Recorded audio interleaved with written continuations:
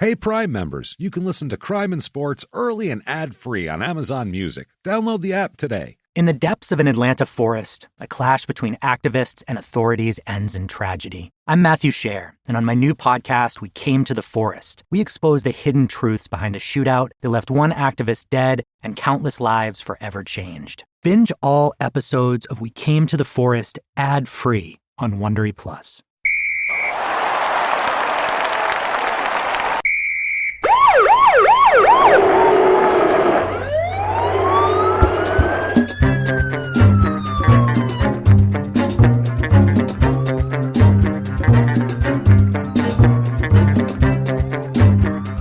Hello and welcome to Crime and Sports. Yay! Oh, yay indeed, Jimmy. Yay indeed. My name is James Pietragallo. I'm here with my co-host. Sorry, I'm Jimmie Whisman. We've only done this 220 times before. I know. Nice job there. Thank you, guys. They know who I am anyway. They know.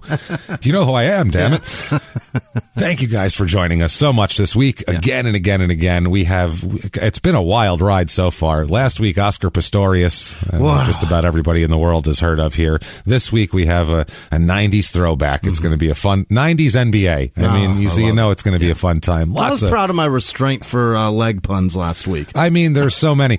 I actually was so proud of myself because you made a couple, and then I was just going to say, the problem is you can only get so far in the hokey pokey with this man. And I restrained myself, and I was like, thank fuck. I saved him for Twitter. Yeah. And that's enough for me. That's good. So if you're, thank you so much, actually, if you're joining us again this week. And if you've given us a review, we appreciate it even more. They count for a lot, and we don't know why. Those Apple Podcasts, purple icon, that review, I don't know why they count for a lot, but they do. So if you haven't done it yet, give us 5 stars. Tell us something. It doesn't matter. Tell me what your favorite sandwich is, and I'll be thrilled. That's what you do. I love a sandwich, so it'll just make me hungry and want a sandwich. So thank you for that. Head over to shutupandgivememurder.com right now, or, later, at your convenience. When you get time. When you get time. There's all sorts of new merch up. There's all sorts of stuff up there, all your information, tickets to live shows if you want to go to those in 2021. The calendar is filling up as I believe just booked Tempe next year. Yes, we did. For the spring. We'll get to give you a date soon, but we just booked that one with Crime and Sports and Small Town Murder on the same night, on a Friday night. That's going to be awesome, an early and a late show. So exciting. We're jacked about that. So also do all of that. Also, if you want to be a producer, you can do that very easily. And this week on Patreon, with our Patreon episode, we have the Minnesota Vikings love boat scandal. Oh, great. Which is a lot of fun, as you might imagine. It's 30-something football players with 100 strippers on a boat, on 2 separate boats, actually. What lake was that? Was it Minnetonka. It was up in Minneapolis the big there. One. Yeah, and it's quite the tale. So that'll be the Patreon episode this week, and we'll have a Small Town Murder one as well. Yeah. And if you're over the $5 level on Patreon, you get access to both shows. Bonus episodes, tons of stuff there. You can get those by going to patreon.com/crimeinsports. Yeah. And also, Jimmy will butcher your name as well as a bonus to that. And if you just want to have your name butchered and get good karma, you can donate on PayPal using our email address, crimeinsports@gmail.com. I'm so excited we get to talk about that. I know, isn't that good? That's why I didn't tell you ahead of time. I didn't tell him ahead of time what we were doing because I wanted this reaction, because I knew he would giggle and giggle and giggle. Double-headed dildos and all sorts of... how ridiculous that shit was. Jizz everywhere. Yes. Absolutely. I have the police reports and everything. I got it all. It's going to be fun. I can't wait. So, yeah, that'll be a fun bonus episode there. And the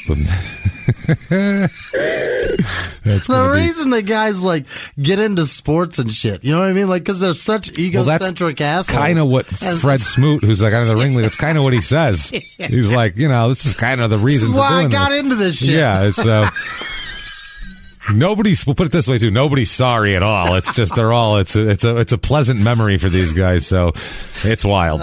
Tune into that there, patreon.com/crimeinsports. And let's get into today's fella here. Great. Heading back to the 90s for a little throwback and some fun with Derrick Coleman. Oh, remember yes. old Derrick Coleman? From the Nets, from the Hornets, from the Sixers, from a bunch of people here. Did he bounce around. He got passed around at the end of his career, kind of like somebody on a Minnesota Viking love boat. He was so good, though. Jesus. He was good for a couple years. Yeah. Derrick Coleman was to me, when you look at him, he's more of like a smokescreen of a good player. Really? He's a player that should be really good. I remember him being and then he's so not. dominant. Well, you remember the BK commercials that he was on, because he was on a shitload of BK commercials. Like, so he was, it would seem like from how many Nets games did you watch in 92? Maybe 4. That's you about think? it. In 92? Maybe I lived not. in New York and I didn't watch any. And they were on TV and we were like, nope. No one watched the fucking Nets. So I mean, that's all they had was Derrick Coleman. Kenny Anderson. Kerry Kittles came later. Yeah, that 92, 93, they started to get some young talent, but it just never, I remember it was supposed to, everyone was trying to act like that was going to be like, oh, they're going to be the next big thing. And they just never really. Never capitalized. It never came to fruition. And the reason is, one of the reasons is Derrick Coleman is Derrick Coleman. So let's talk about him. All right. He is Derrick Demetrius Coleman, and he really seems to try to hide that, because I don't know if he does or not, but on everything, even like Basketball Reference and different sites where they usually have a player's full name, it just says Derrick D. Coleman. Wow. So I had to find him finally on a background check site, and I found him on there. Demetrius is that middle name. So he's known as DC, not the greatest nickname, or later in his career, because he's Derrick Demetrius, he should be known as Double D after his giant, luscious, milky tits that he grows later on in his career. Oh, yeah, he's on the list of fattest NBA players ever. He became he looked like a giant milk dud at the end of his career. He was just a big, fat guy whose head just kind of melted into his shoulders. Yeah. And he was just a big. He looked like that bad guy in He-Man. Yeah, yeah. What was that thing even called? A Ram Man. Yeah. He wasn't a bad guy. No, that's Big Ed from 90 Day Fiancé's Ram Man. Sorry. Maybe it's not He-Man. What the fuck was that guy?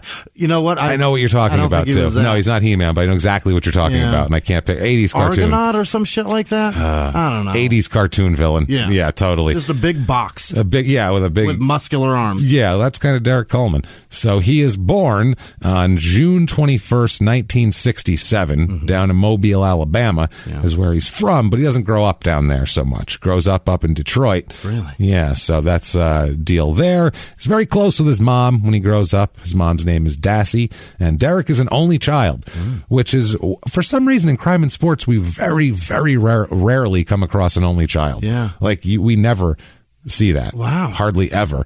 It's very strange. Was the only other one like Hope Solo or something? No, she has a brother, doesn't she? No, they got in a big fracas. Right. No, I can't. There's other. I'm sure there's others, but it's really. Did Marinovich? I think Marinovich might have been, because they didn't have any time to concentrate on anybody else. They couldn't even fuck to make more. That's what I mean. They didn't want to. Got to shift changes of feeding liver. Well, yeah, they had to change his oil and wax him and shit. Whatever they did to Marinovich. Full of fluids. Make sure he's full of kidneys and fluid. So he's an only child. He doesn't know his dad. He never really knew his dad. Okay. So there's very little known about his dad, other than I assume he's a giant man, probably, if he produced Derrick, who grows up to be 6'10", and a giant fucking guy. He's just a big, he's a big guy, Derrick, too. He gets fat and his frame can take it, because he's one of these guys that's got big wrists, big ankles, big head. Yeah, he's not one of these guys who's just like, oh, he's a big beanpole. He's not like Sean Bradley. Sean Bradley, who, if you don't remember him, the Stormin' Mormon himself, was a 7'6" big white center, but he looked like a guy who was 5'10" that they just through a computer program stretched in a weird way to 7'6". He looked like what Mike TV became at the end of Willy Wonka, because they took him to the taffy puller. Exactly. He got tiny. And he's just this big gangly. It gets weird. Doesn't look. The arms don't even fit the body. Whereas Derrick Coleman is completely proportional. He just looks like a very stout dude who just happens to be 6'10" also. So he's a big guy. That big? Yeah, 6'9.5", 6'10", Derrick Coleman. Big guy. He's a power forward. So apparently his father left his mother when he was just a little baby, very small infant. So, and never really got involved in his life or anything like that. Not a good investment strategy for him, I would say. Well, no, considering that Derrick makes almost $100 million in his career. Holy shit. Probably ran out on the wrong horse there, is what I'm saying. Yeah. No, didn't bet on the wrong horse. You fucking ran away from the wrong horse. Or maybe he had other seeds to sow. We have no idea. They'll make more of these unbelievable athletes that can produce money. Maybe. Who knows how many large, tall children he has running around. So she raised him herself, by herself in Mobile, before finally moving to Detroit when he was in elementary school, I believe, or early middle school, something like that. Moved to Detroit where her mother lived, where Dassey's mom lived. So they moved up with Grandma. Need a little help feeding this fucking monster. He's he's growing big, and I guess she wanted to have family around and shit like that. And he grew up in Detroit, and he said it was a tough upbringing, because if you think about it, he came there in about 1980. So, I mean, that's a rough time in Detroit, man. Detroit ain't pretty. No, that's a rough time in a lot of American cities, and Detroit was like, ooh, bad. That was some stuff going on in 1980. Right. So he said, quote, there are neighborhoods where things that you don't expect to happen. I've seen people get shot. I didn't stay around to find out who it was. So, yeah, he says he also didn't really care about basketball that much when he was a kid. Yeah. This is the problem with Derrick Coleman, and it goes to later on. And I understand it. I'm not saying he's a bad person for this, but he has no passion for basketball. Sports are one of those things where if you're big and talented and you practice a lot and you're athletic and everything, you can be good at sports, but that extra thing that makes people actually win is the thing that they're really into it and passionate about. Love the game. Yeah, like Michael Jordan, you could look and say whatever you want about Michael Jordan, but that fucking guy, I feel like, would go home and eat and put a deflated basketball on his dinner plate and cut it up with a fucking knife and eat it. You know what I mean? Like, he cared about betting and pussy a lot too. He did. But still does. When he's into basketball, I mean, it was focus 1,000%. That's all he fucking cared about. Kobe Bryant, another great example. That guy loves basketball. Even like an Iverson, guys like that. There's a drive to them where you can tell they fucking this is their shit. This is how they express who they are and what the fuck they do and how they can show their dominance, and they fucking love it. Derrick just doesn't have that. It's wild. Derrick's just and made $100 million doing it. If you're 6'10" and athletic, you can do that. That's the thing. There's a certain size person you can be in the NBA, and they just give you money for it. They just give you money because it's there if you want to do it. If you want to just turn it on and, be dominant, you can, and they know it, and they're like, it's in there somewhere. Wow. We'll give him $80 million, and maybe he'll find it. Pull it out. Maybe that'll pull it out of somewhere. But he didn't really take to basketball immediately, though. He just didn't like it. He said, quote, all I used to play was football and baseball. I don't even know how I got started in basketball. He doesn't even know. God, that's amazing. I assume he was getting taller, and someone said, hey, you should play basketball. Hey, we need you. Yeah, he should play basketball. And he's athletic, too. Our center is 5'10". We need you. Yeah, that's the other thing about Derrick. For a big guy, he is fucking real athletic, especially before he gets fat. Yeah. He's a lot like Shaq in that way. Right. Like, if you think of Shaq, you think of later career Shaq. Yeah. And you think of, like, big, lumbering, fat Shaq. The dopey dunk. Look at 1993 Shaq. He fucking ran like a deer. Yeah. I mean, he was diving, running, jumping. He was athletic as anybody on the floor. His dunks looked cool then. Yeah, and he was 7'1", but he was as athletic as anybody. That's kind of how Derrick Coleman was. He ran the floor really well and shit like that. He was a rim rocker. He was a dunker. He was really good at it. He dunked on Shaq. Did he really? Hard, yeah. There's a famous dunk on Shaq that he did. Huh? I don't remember what it was, but one-handed. Shaq still talks about it. He's pissed off about it still. Said that's the best dunk anyone ever got on me, he said, in his whole career. It's got to be one-handed. Fucking Derrick Coleman. That's what I mean by the athleticism. One-handed dunks always look so much cooler. They look cooler, but it's harder to do too. Yeah, of course. Because you got to get up both. On it. Both hands up. You can't just get half your body. But one-hand dunks look so rad. No, they look great because you can like hang. Yeah. And look like they look your body. They look casual. Right. They look a little more casual. Look athletic doing it. Two-handed looks mean and aggressive. Like, I will put this fucking ball in here. Whereas one-handed looks like, bitch. What's up with that? Float away.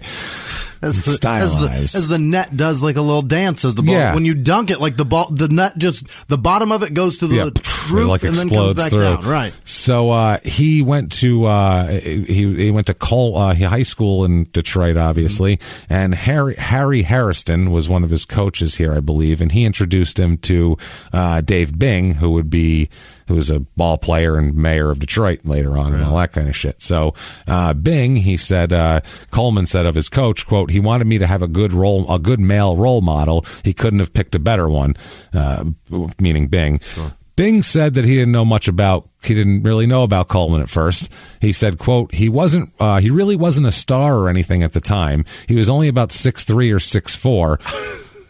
Fuck you. Yeah.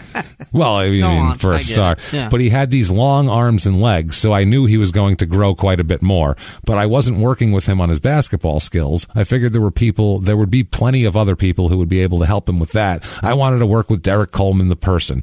So that was his goal, was to try to good guy, facilitate a better human being here. And so he was really good, though. One of the state's best ball players and everything like that. He went to Northern High School, which we'll talk about in a second, too, because a couple of really fucking cool people went there. Really? Really fucking cool people went there. Northern High School? Northern High School in Detroit. And by the time he's a junior and senior, he becomes one of the best, most highly recruited basketball players in the country, because he's 6'10" and he's athletic, and why the hell wouldn't you want this guy on your team? He's great. So he was, all the colleges are all over him, but he decided early on that he would want to go to Syracuse for some reason. If anybody's ever been to Syracuse, I don't know what the fuck you're thinking. Maybe he's a big fan of that jersey. He might be a fan. He likes orange. Loves orange. He loves it. I don't know. Between that and Tennessee, and stuck with Syracuse. I don't know what it is, but Syracuse is, as far as a place, like an actual location, it is miserable. It snows feet there, Jimmy. Not just like, it snowed 8 inches last night. You'll wake up and go, it snowed 3 feet last night. Right. Holy shit, because it's all in the lakes. It's a mess up there. I slept and now I can't find my car. It's not because I'm drunk. Oh, no, I just don't know where it is. Look outside. I need to get one of those shovel brush things, and I'm just going to go brush snow off till I hit glass, and that's going to be my car. Jesus Christ. So he talked a lot about growing up in Detroit. He grew up on the west side of Detroit, and he said, quote, "It was wild in every way it could be. Drug dealers, whatever." He said, so he got in a lot of fights over what he called stupid stuff as a kid, trying to, fit in. Trying to fit in, and also trying to not be fucked with. Right. You got to fight to not be picked on if you're in a tough area. That's wild that anybody would go find a 6'4" athletic looking man and pick on him. He's got huge hands. Yeah, he does. I mean, if he punches you, you are in deep shit. He's a big guy, as we'll find out, because he's punched many people over the course of this episode. It's just punching and punching and punching. Jesus. Always punching. I would use those weapons too. I mean, yeah. So he says about this, why he got in fights, and this is interesting here, because he's already referring to himself in the third person. Oh, no. And this is a quote from college, not even the pros. My. He doesn't even have any money yet, and he's already doing it. 88. Yeah, he says, quote, "Nobody is going to tell Derrick Coleman how to be. Derrick Coleman is going to be Derrick Coleman. I saw a lot of guys shot. I'd say about 10. It's a very scary scene." What a weird thing to say. No, he said his name 3 times. He did. No, it's going to tell Derrick Coleman how to be. Derrick Coleman is going to be Derrick Coleman. What the fuck? That's possibly my favorite line, maybe, of anyone in crime. That's a top 10er in crime and sports history. What year was that? Was that 88? 88, 89. Probably, yeah. Late college, junior year of college, maybe. Who started that shit? Was that Deion Sanders and Michael Irvin? No, Ricky Henderson did that way before that in the 80s. Guys in the 70s started it. Yeah, that's true. Basketball, huh? In the 90s, it was just football, whatever. And then Ricky Henderson really made it kind of a joke. Because he would use his name 7 times in a sentence. I mean, when Ricky Henderson thinks about the Ricky Hendersonism of the whole thing, Ricky Henderson got to think for a minute, and Ricky Henderson thinks Ricky Henderson's a good man. Like, that's an actual, you could find that quote somewhere. That's how he is. Ricky Henderson often asks Ricky Henderson, Ricky, and Ricky says. And Ricky will say to Ricky, Ricky say to Ricky, you're Ricky.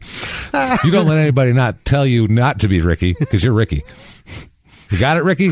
And Ricky say, cool, Ricky. How do they not realize how fucking dumb they sound? Well, Ricky Henderson's on another planet. Yeah. He's on another planet. Yeah. Derrick Coleman, I think he went through a phase, because later on he doesn't use third person. Shit like that is paying Ricky Henderson, though, because people are like, I got to get a quote from Ricky. That's he's going to say some wild shit like that. That's what happened. Nobody's going to Derrick Coleman and going, say some wild shit. Yeah, I feel like that was just kind of a thing in the late 80s. Like, athletes started referring to themselves in the third person. Then it became like a joke, and then like you can tell he stops doing it. They taper it off. Yeah, Derrick's not dumb by any stretch of the imagination. He's not a dumb guy. He's not He's not Ricky Henderson, who's on another planet. He knows what the fuck he's doing. He's fine. He's smart. He's just he's calculated. Just follows his friends. Idiot or asshole. He falls more in the asshole spectrum than idiot spectrum by far. He knows exactly what he's doing. Yeah. So no one's going to tell Derrick Coleman how to be. Derrick Coleman. Derrick Coleman's going to be Derrick Coleman. Why didn't I do in their own words on that? You know what? Fuck it. It needs to have music over. I don't even care if you've already said it. It's happening right now. In their own words. In their own words, quote, nobody is going to tell Derrick Coleman how to be. Derrick Coleman is going to be Derrick Coleman. I saw a lot of guys shot. I'd say about 10. It's a very scary scene. Oh, that's great. Derrick Coleman ain't scared, though, because he's Derrick Coleman. So, wow. He says one particular incident, he remembers running cross country. Apparently, before the basketball season, he would do cross country to stay in shape. Yeah. And if you remember in high school, cross country people, they're not confined to the track. No. They run like down the street and you'll fight like 4 neighborhoods over. You're like, what the fuck are these kids doing? It's not fair. I'm trying to get out of here and go smoke weed, and these guys just get to go run around. They're running I remember leaving school and like seeing the cross country kids like 2 miles down the road in a big line like on the side of the road, and I'm like, I'm on the way to smoke weed. They have to run 2 miles back to school before they can even consider it. So we have different goals, people. What if you very different goals. Jammed your weed into your tall socks and just like duck down an alleyway. Those guys were always such. They were focused on school. Yeah, they wanted the jacket for doing that shit. Yeah. There's no weed smoking jacket. No, if there was, it's got a big Hornets logo on the back. If there was, I would have had a lot of letters and things, and it would have been accoutrement. Yeah, I had a lot of letters for it. It just said they spelled out Charlotte Hornets across the back of my bomber jacket. Your big fucking puffy starter jacket. Yeah, I like those because they had pockets on the inside. So many for pockets. Your weed. That was was a great jacket. It was a fantastic jacket to sell weed out of. It was good. So he says that he's running cross country from Northern High, and while he was running with the school there, he saw someone get shot while he was running. They're just running. Someone got shot along the way, and all the kids picked up the pace a little bit, I imagine, on the way back. Made better time coming they were going. They're like, wow, that was great. Fucking coach is like, my goodness, we could be an Olympic cross country. This is amazing. You guys are champions. This is incredible. Rubs his eyes when he looks at the stopwatch. You can never duplicate it. Why is that? It's amazing. Why? Yeah, what? Rowing? Huh? Record? No wow. way. Oh, my goodness. Did you guys run down an alley? All Take of you. A shortcut? Even Limpy. You're here even in record time. How'd you beat everybody? This is amazing. It's amazing what somebody shooting a homeless guy will do to us. So he said, quote, I didn't know them and I didn't stay around to find out who they were. And so he said he just wanted to get out of Detroit. That was his only goal. He wanted to get the hell out of Detroit. That's one thing. If you want to get out of Detroit, you can't find a place that is more opposite than Syracuse. Yeah. I mean, Syracuse and Detroit it's amazing that they're in the same country. Right. They're way different. So Northern High, a couple people went here. Number one, a guy who played for the Detroit Pistons named Bill Bunton played there. And also, Aretha Franklin went here. What? Fucking Aretha Franklin. And if that's not enough for you, you're like, Aretha Franklin, I like her. Queen of Soul. Fuck her. Nobody needs her. Well, what about Smokey Robinson? Because he fucking went here too. Smokey Robinson and Aretha Franklin went here. The same high school. Probably near the same time. Maybe she was a little bit earlier. She seems a little older than him. Not much. Not much, though. No. It's a few years, but I mean, there have to be like brothers and sisters that went to school with both of them. Like, can you fucking believe this shit? Yeah. And then we also have Derrick Coleman. Yeah. Well, then. What happened? One of those will be forgotten. Fuck, what happened? So, 85-86 in his senior year, he is a McDonald's All-American, which the McDonald's All-America team is pretty much like your top elite, top 25 That's guys. Not highest burger sales. No, that is... That's just they sponsor the best athletes. They have a game there where it's the top 25 best college player, high school prospects, and they all get picked up. But, it's a showcase for them, basically. So he is 6'10", 230 at that point, and we'll say and beyond, because that weight is just going to swell over the course of the years. And later on, it says that he's 250, and I'm like, your ass, he's 250. Yeah. He's 6'10". I know guys that are 6'3", 250, and they're not even close to as fat as him. Derrick Coleman. Yeah. Derrick Coleman was going 320 if he was a fucking ounce in his heyday. If he was a fucking ounce, he was over $3 bills. No doubt in my mind. That's awesome. No doubt. So 86, 87, he goes to Syracuse. Coach Jim Boeheim, who he'll talk a lot of shit about later. Really? Yeah, he didn't like him. Was Boeheim a dick later? I feel like I know that name for He's been coaching forever. Really? He might still be there. At if Syracuse? I don't remember. Yeah, that might be why. He's been there literally since the 80s. He was there for 30 years, and either he's a commentator now or he's still coaching the fucking Orangemen. I'm not sure which one. Syracuse just had a good run a couple years ago. Yeah, every few years they pop up in basketball and football. I think that might be where I recognize him, because he was probably the coach if he's still coaching. He's definitely was coaching as of like 10 years ago. Okay. So I mean, he's one of those lifers. Yeah. And if in college basketball, as long as you don't hit a kid or fucking beat someone with a chair or do whatever Bobby Knight did, you can stay somewhere forever. Or turn your head while your assistant diddles fucking 9-year-olds. That's the other thing you can do. Yeah, that we got to do Sandusky one of these days, but it's just so gross. It's so hard to take. The whole thing is just so gross. All the words that were said are disgusting. I don't know how to make that funny yet. We've only done this 221 times now, and I don't know yet how to make that funny. We'll get there. I mean, at minimum, the funniest part about it is that Coach Paterno? Coach P. Yeah. He was picture of health until Sandusky went to dropped dead. Killed him immediately. Child molestation accusations against his assistant. He was like 88, him. but still, he died quick. It gave him cancer. He died quick. Vicious cancer. That whole thing, maybe that'll be like our last episode. We'll say that episode and be like, all right, bye. It's not even a sign off, just all right, see you later. Now that you know that's out there in the world, see you later. Goodbye. Have a good one, everybody. So Derrick says of Syracuse, he loved it. He said, quote, "I like the environment and I really like the fans. All they do in Syracuse is just shovel snow and watch basketball." Yeah. Fair enough. Yeah. And it's a big arena too. The Carrier Dome there, it's about 25,000. Carrier, like the air conditioning sponsor? I guess so. Yeah, it's probably them, huh? Maybe. Unless it's the fucking airplanes. I don't know. Carrier Dome. It is either way. It's been that forever. I mean, for 30 years. Yeah. So it might be like the Orange Dome or some shit now, or some other corporate sponsor. But 25,000 is a lot for college basketball. Fuck yeah. That's an enthusiastic crowd here. He liked that. He liked that it was a big crowd. He dug that. He liked the opportunity. They weren't going to redshirt him or anything. He's going to start as a freshman. So that's the other reason why he went there. He's got the opportunity to start as a freshman, and he started every game of his freshman season. We'll talk about it. But he said Syracuse itself, outside of the fans and the people who were great, wasn't really his type of place. No? Which, if you grow up in Detroit, I can imagine why Syracuse. I couldn't survive 2 weeks in Syracuse. I'd lose my fucking mind. I swear to God, you'd find me running through the wilderness toward the Canadian border, going, "Where's the fucking Toronto? I can't take it anymore." It's super close to Rochester too, right? It's all in that Western New York, Finger Lake shithole snow belt of New York.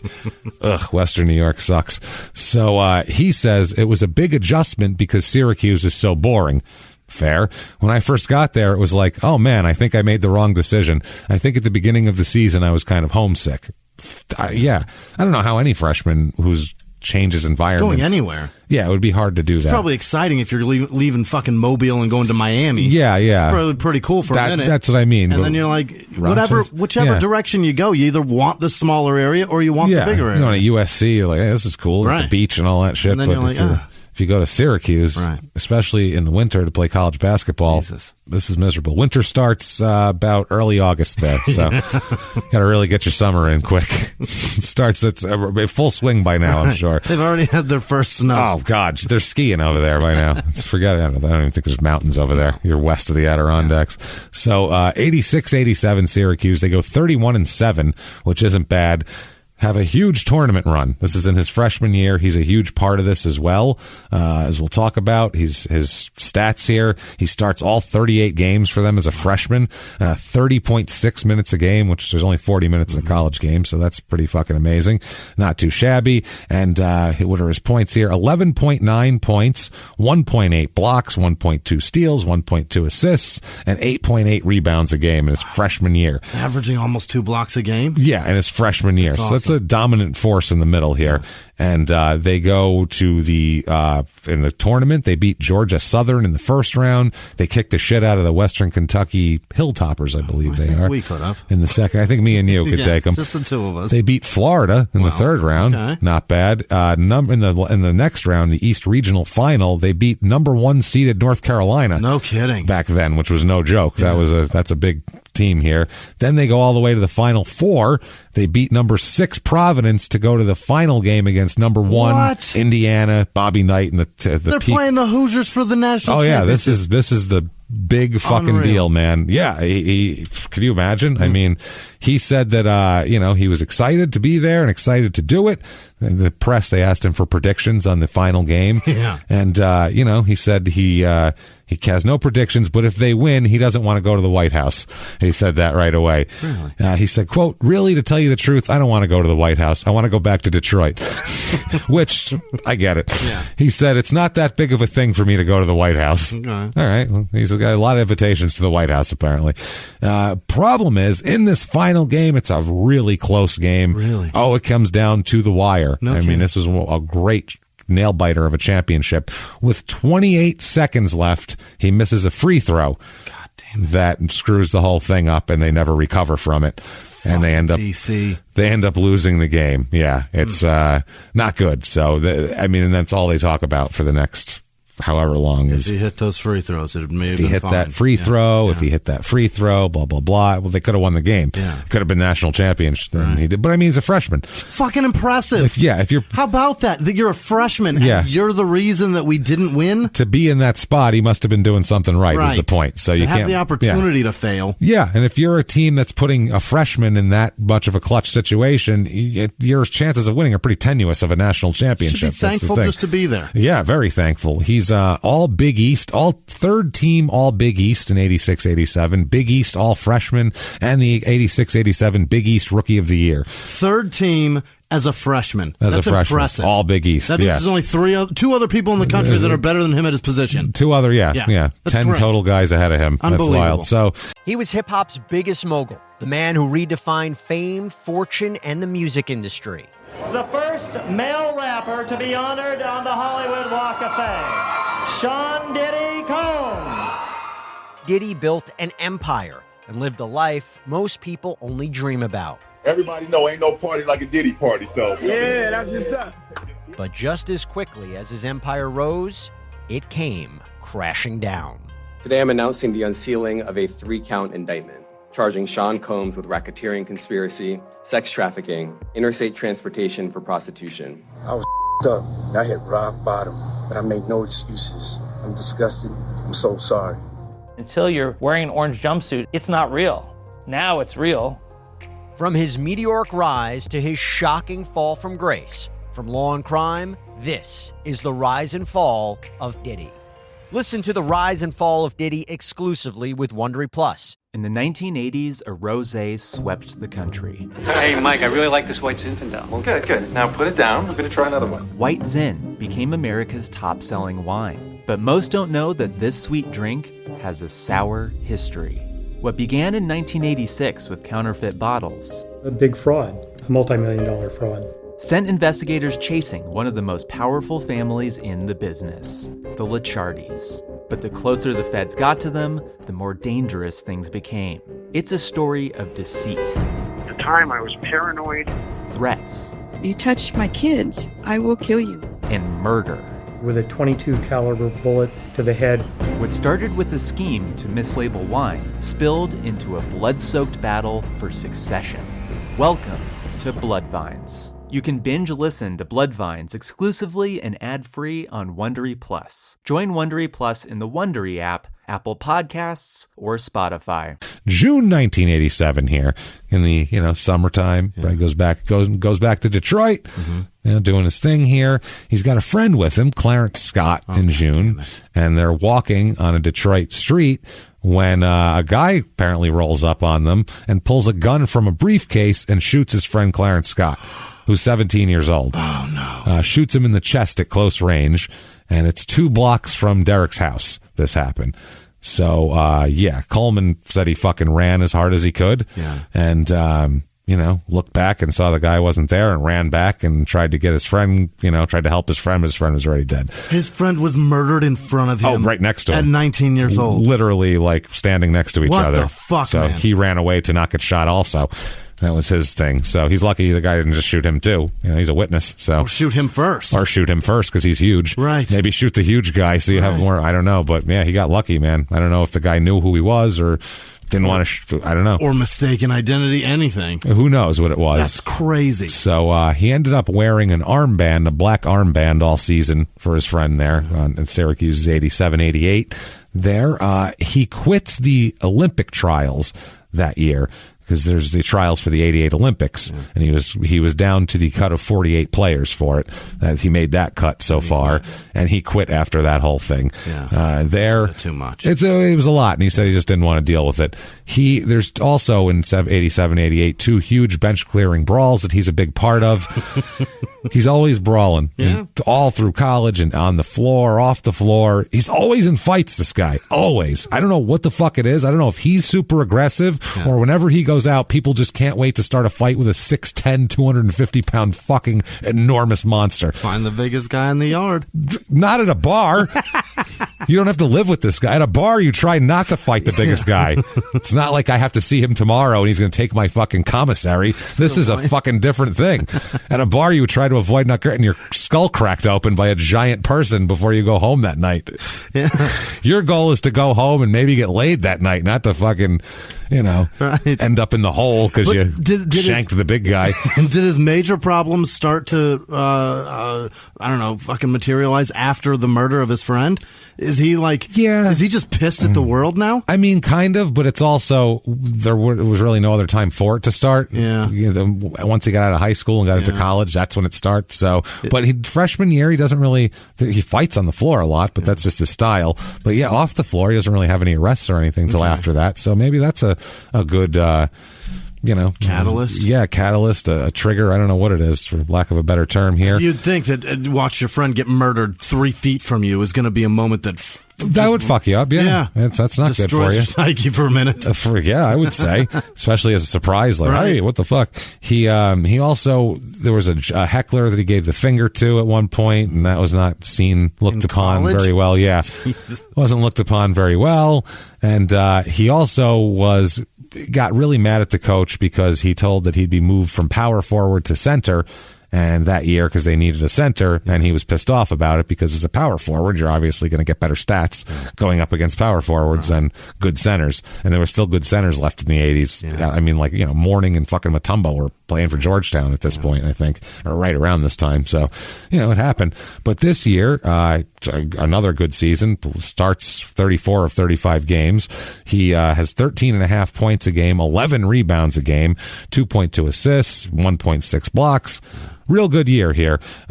His attitude, though, isn't that great. That's the problem there. I'm sure it's not. His attitude isn't wonderful. A lot of people complain about it. They say that they wonder about his desire to apply himself is what it is, basically. And a lot of that is he just doesn't love basketball. Right. Some guys, I remember back in the 90s when I was a kid, Barry Foster, the running back for the Steelers, you remember him? No. He won a rushing title one year, I think. He was a great running back. And I remember when he was very famous after his 2 good years or whatever, they were talking to him in an interview before a game, and he goes, I don't really like football. What? And they were like, what do you mean? He goes, I don't like watching it or anything. I don't know. I'm not really into it. It's just my job. Right. He's like, I don't like watch football if I'm off that day. We're recording. Yeah. He's like, just to him though, that was like, I'm kind of cool. Like I'm so detached from it, but it's also, you don't have any passion. He's applying hipster brand comedy to football. Yeah, I'm not even trying. Not even trying, dude. I'm just telling you what happened to my cat. Right. Just telling you what happened to my cat, man. I want to tell you why I like owl t-shirts. And you know what, dude? If something funny comes out of that, then great. If not, we still had an experience. Just to fuck up and write a joke. Either way, I'm going to say it. I'm going to say it. And then my friends will laugh, and it'll be on recording, so you guys will think it's funny. You'll think it's funny, man. Yeah. That's the attitude he's got, though. But I remember as a kid being like, huh? It's like I was a kid. I was like, I love football. Right. Football's great. If I could do that'd be amazing. And like this guy's like, I don't know. Shrug with the whole thing. So that's Coleman's attitude, too, where he's just like, I don't know, I do it because people tell me I'm good at it, and it gets me famous and stuff. It makes sense that there's going to be a dude that's like that. You have to be. A lot of guys are like that. There's no factory that's putting talent into passion-driven guys. That's the thing. It's eventually somebody that doesn't love it is going to be able to do it. Well, when you get that, that's why it's rare to get talent and that drive and passion at the same time, and you don't get a lot of those guys. When you do, you get Michael Jordan, you get Magic Johnson, you get fucking, Kareem Abdul-Jabbar, you get like superstars, you get fucking people like that who dominate otherwise, because they dominate guys who don't really care. Right. That's the difference. So people said that, like, the local press said he was like a locker room cancer and shit like that. People were saying that he should go for the NBA draft a year early just to get him out of there. Wow. Meanwhile, he's a great player. They just don't like his attitude in the press. It's fucking ridiculous. So October 1988. This is as if. How about that if you're a huge Syracuse fan? You know what I mean? Yeah. These guys are not here for extended periods of time. No. And you guys are trying to get this fucker to leave? Fuck you. I want my team to be good. That's what I mean. Yeah, we got a great guy for once. Jesus Christ. We were in the national championship when he was a freshman. How about the beat writer shuts his fucking mouth for a minute? Can you play power forward? Right. No. You're 62, you fucking jerk. Lived in Syracuse your whole life. You're 5'9" and you have a 4-inch vertical jump, so shut the fuck up and type. Let Derrick play. Yeah, Jesus Christ. So October of 1988 here, his friend Daryl Dixon is sitting in a parked car on a Detroit street. Oh, no. Here, and he is shot once in the head execution style while sitting with his girlfriend in a parked car. This is this is Derrick's best friend, pretty much here. Derrick, I suggest never having another friend. Never having a friend or making friends that don't live in Detroit. Right. It's so dangerous to be Derrick's friend. It's very dangerous. He's got bad luck to be Derrick's friend here. Coleman said about both his friends, quote, "Those guys were like brothers to me. It was like a death in the family. It took me a while to get over it, and I still think about it every day." Yeah. Which, I would say that would be a thing that you do. Because, and his high school coach here said, quote, "He was just getting over the first murder when his other friend was killed." Because it was like 16 months difference. Yeah. So, you're just starting to get into that. Yeah. He said, "Derrick gets a lot of flack, but he's done everything they've asked. How would you feel if your best friend was killed and you were standing next to him? Those people in Syracuse are being very insensitive to him." Yeah. That's what they said. He's an emotional kid. He's still a teenager when his first friend got killed there. He's 18 years old, 19 years old. Fuck, man. What do you want from this kid? You're supposed to be invincible at that age, and nothing can kill you. Yeah, that's the thing here. December 88, I guess he finds a way to blow off some steam, and it ends up, culminates with him being charged with fourth degree criminal mischief, harassment, and some other shit here. A burglary charge that was dropped quickly also. Wow. This is his role in multiple brawls outside of a dance sponsored by a fraternity at the student center of one of the fraternities at the student center. And then after that, a subsequent break-ins at two different frat members' apartments that he was a part of. And this was a little bit of a mess here. One of the fights, one of the brawls here, is described by John Wallace. Remember John Wallace, NBA player? Power forward center. No. He went to Syracuse, and he was coming in as he was looking at it from high school. Like he was going to be a freshman there. And Derrick was going into his senior year and was like the big man there. So he was like, right away, anytime he saw Derrick, he was like, oh shit, it's Derrick Coleman. So he saw him basically tumbling out of a bar, punching people. That was his first impression of Derrick. Wow. He said that his shirt was off. Yeah. He was shirtless, and another Syracuse player was holding his chains. He had his fucking Derrick's big handful of Derrick's gold chains and shit. Like Derrick was like, hold my shit. Here you go. Well, Derrick's falling I gotta down whoop these punching. people's asses. Yeah. A necklace, rings, all this type of shit. While he's punching away at people. Wow. And he said Wallace is like, 17-year-old kid standing there like, holy shit, what the fuck is going on? He said that, he talked to a reporter and said, quote, "I don't know what Derrick's thinking about sometimes when you see something like that."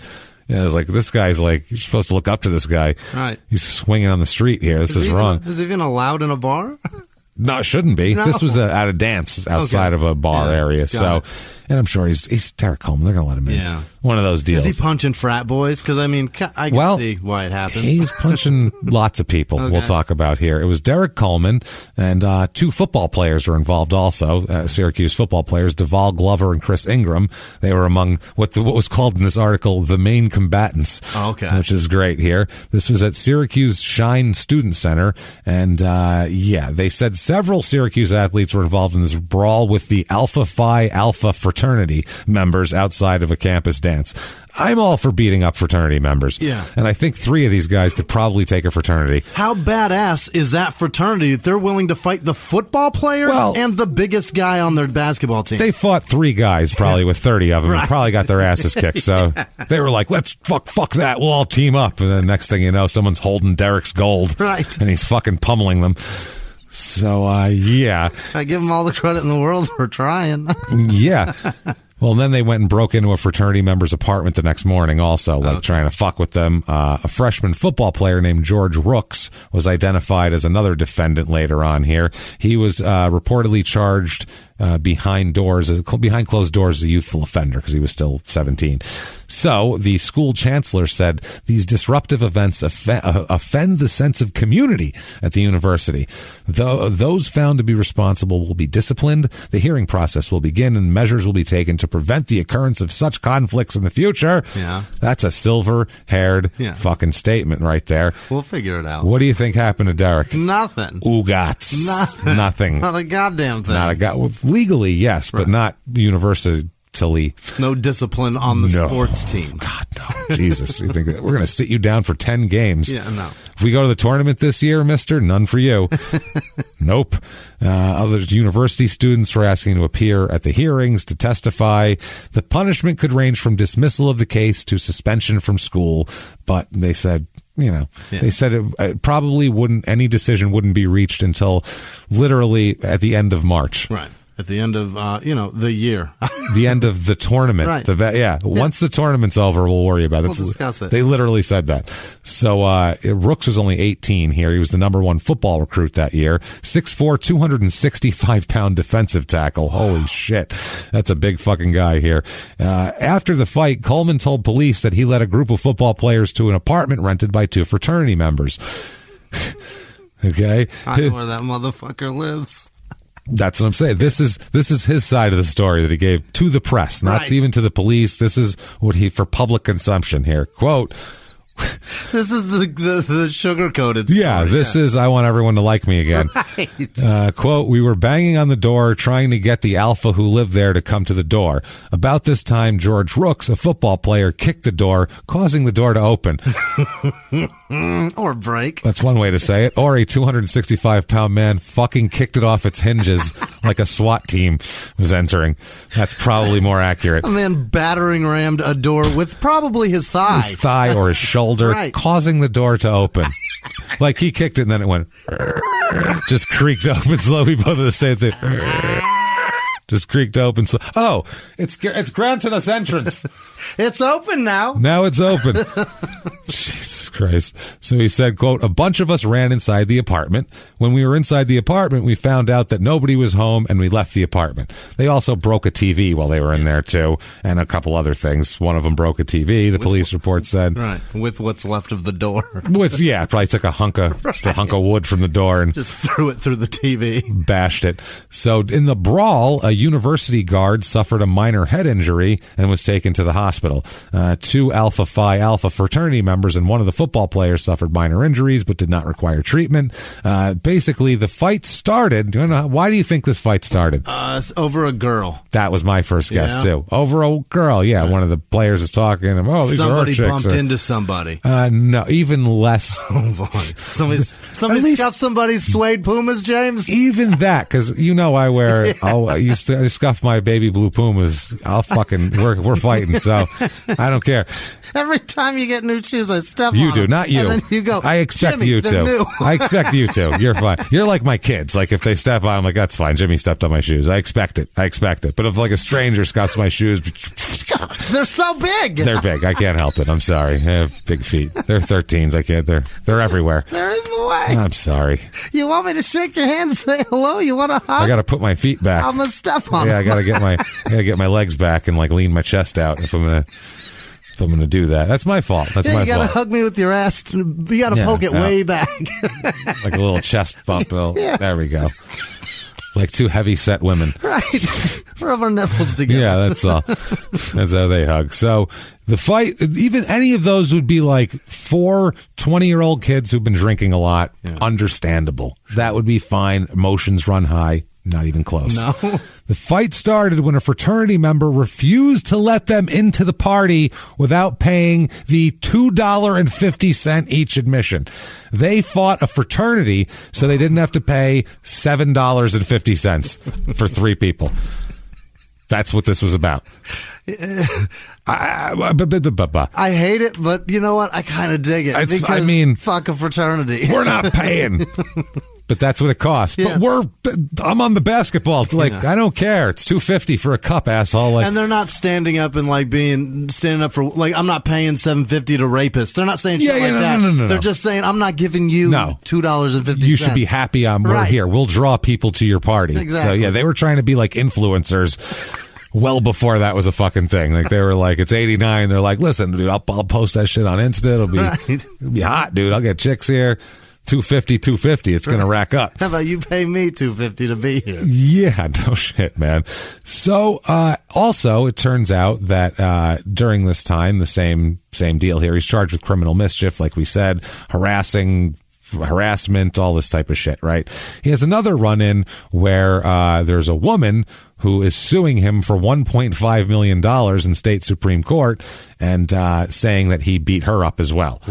At that night? At that night, or right around then. So basically, he's saying that she appeared to be falling down drunk when she fell to the floor of the tavern near the campus. It wasn't anything. It was her fault. She fell down drunk. Right. Yeah. Football player Rob Moore was there, ex-Jets receiver. Remember him, Rob Moore? He's a great receiver.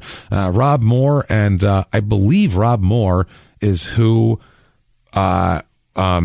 what's his name? Cuba Gooding Jr.'s character is based on Jerry? In Jerry Maguire. Yeah. Believe that's who he's based on, if I'm not mistaken. Wait, his name wasn't Jerry. Rod.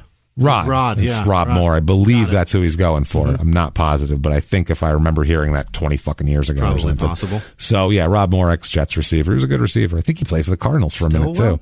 Was it Stillwell? Rod Stillwell. Yes. There you go. I've seen literally 20 minutes of that movie. Yeah. I haven't seen the whole thing. How did I do that? You didn't miss much.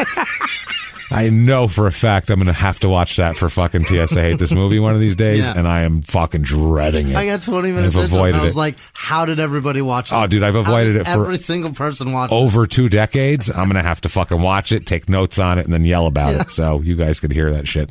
Oh. So, yeah, it's the fucking worst. So, another lacrosse player named Rodney Dumpson.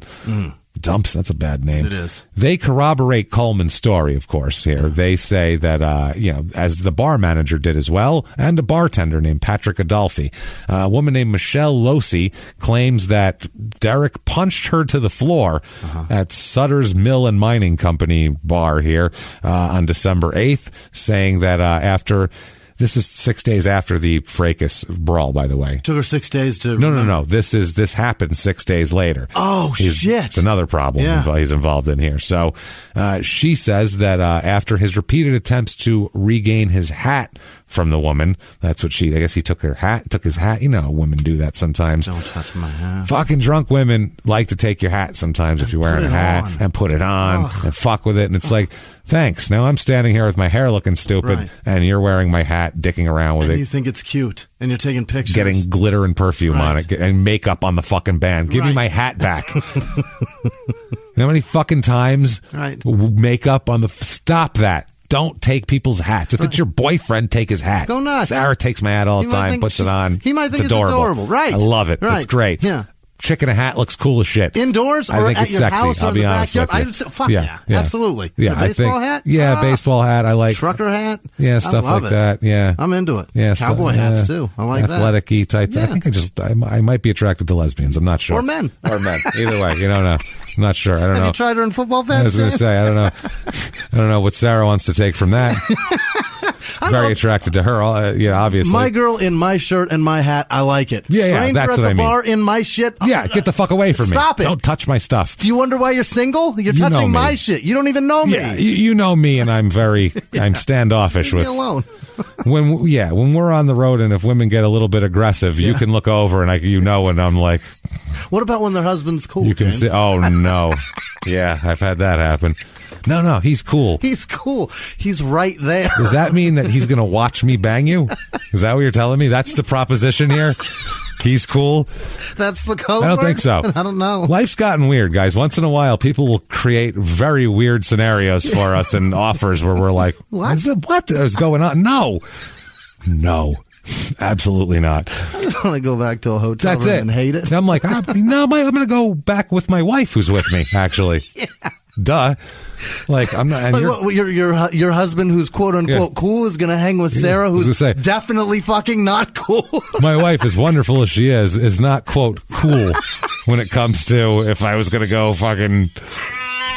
Her coolness would end right there. Like, she's a great person. She's she's the coolest fucking person I know. Like, she's awesome. She's great. She's not quotey fingers cool. She's just cool. She's fucking cool as shit. And quotey fingers cool is not cool though at all. She's totally quote uncool when it comes to that sort of shit. So Oh, what a yeah. Check for the short, dark-haired girl there. Maybe. So anyway, not that it'd be different anyway, otherwise. But still, it's like, so he's cool. Great. I'm grossed out, but he's cool. Thanks. Thank God. So anyway, after his repeated attempts to get his hat back from the woman, he pushed her as he took it back, and she was, quote, so intoxicated that she fell to the floor at this time. Okay. That's what they all said. Mm-hmm. He basically like snatched it and kind of shoved her away, and she fell down. Now, she's saying he hit her, and that's what happened here. So that's the difference. Yeah. Either way, there's no like saying, everybody says she's like falling down drunk, but what happens is obviously... Yeah. Who knows here? So a Syracuse police officer said that that when he got there, or when she got there, that the woman appeared, quote, quite intoxicated and refused to talk with police or give her name until finally they got her driver's license out of her, and then they ended up not charging him with a crime, and then later on they charge him with something and drop it. So it's one of those things. But she sues him for $1.5 million. I can also see her hanging onto the hat a little too long as he takes it from her, and she fucking stumbles. That's the other thing. And he goes to yank it. Who knows? Because you're like, why are you still holding it? Or he snatched her and shoved her ass to the ground and was like, drunk bitch, and shoved her down, and she's who knows what happened. Yeah. We have no idea what happened either way.